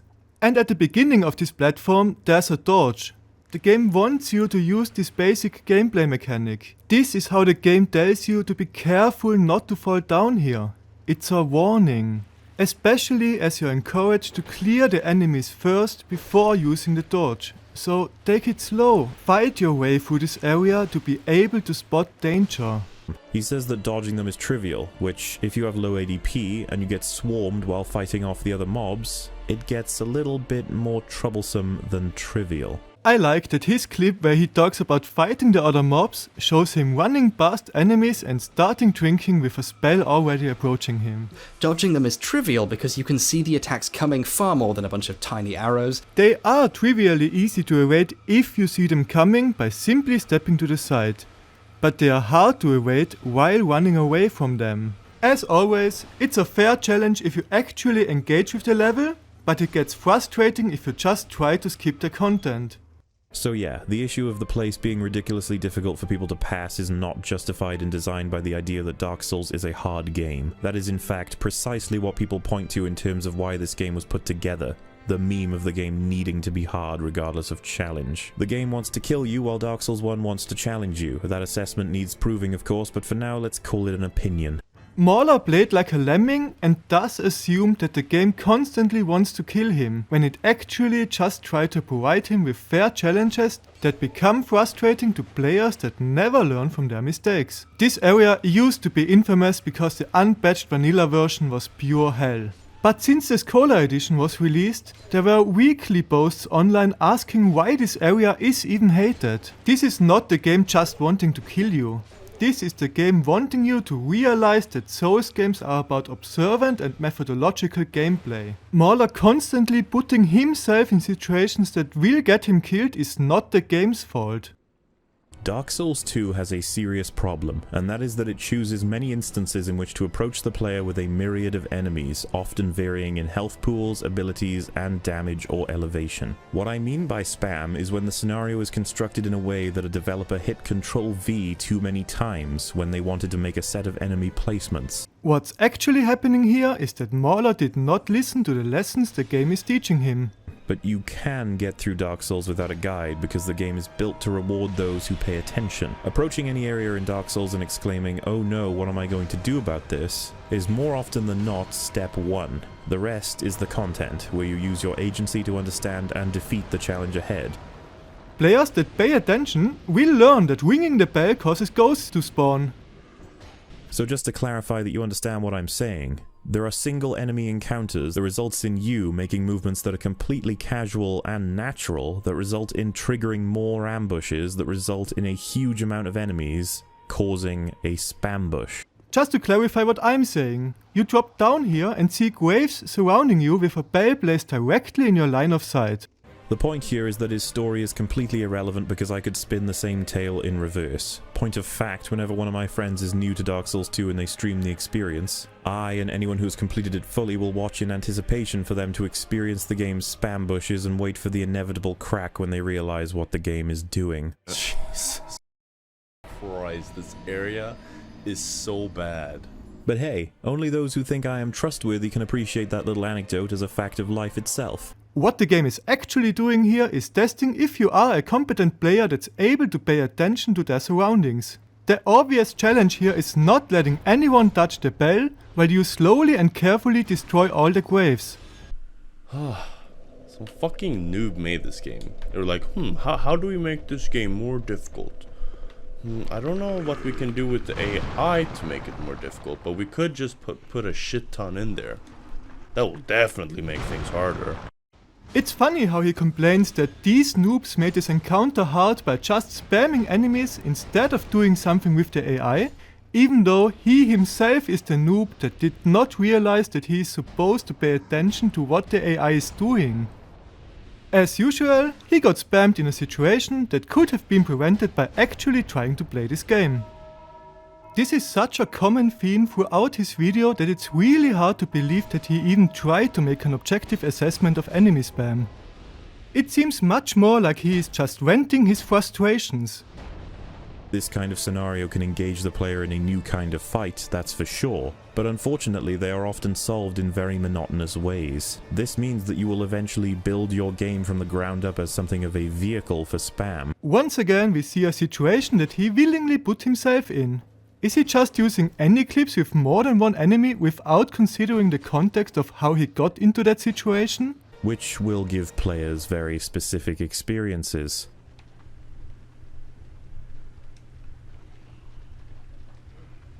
Oh yeah, the demon ghosts. Oh my god. No, the horse. No, why are there 5 million enemies?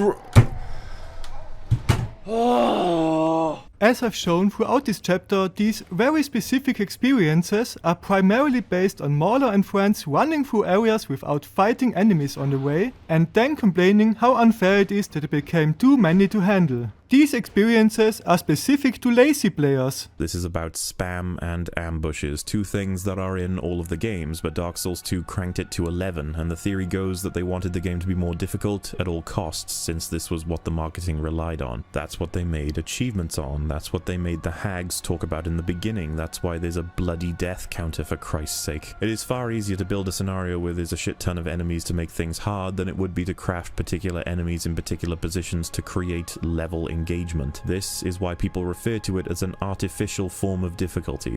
Why is he talking about level engagement when his engagement consists of just running past enemies? He couldn't even be bothered to defeat the NPC invader. As usual, when you enter a new area, you are supposed to fight your way through it. His idea of artificial difficulty seems to be getting punished for just rushing through new areas. If he would have engaged with this area, he could have easily managed to safely pull the lever without getting swarmed. Just take your time to fight enemies 1 versus 1 instead of running around until you have a huge crowd chasing after you. And yes, I know that the actual complaints are the boss runback.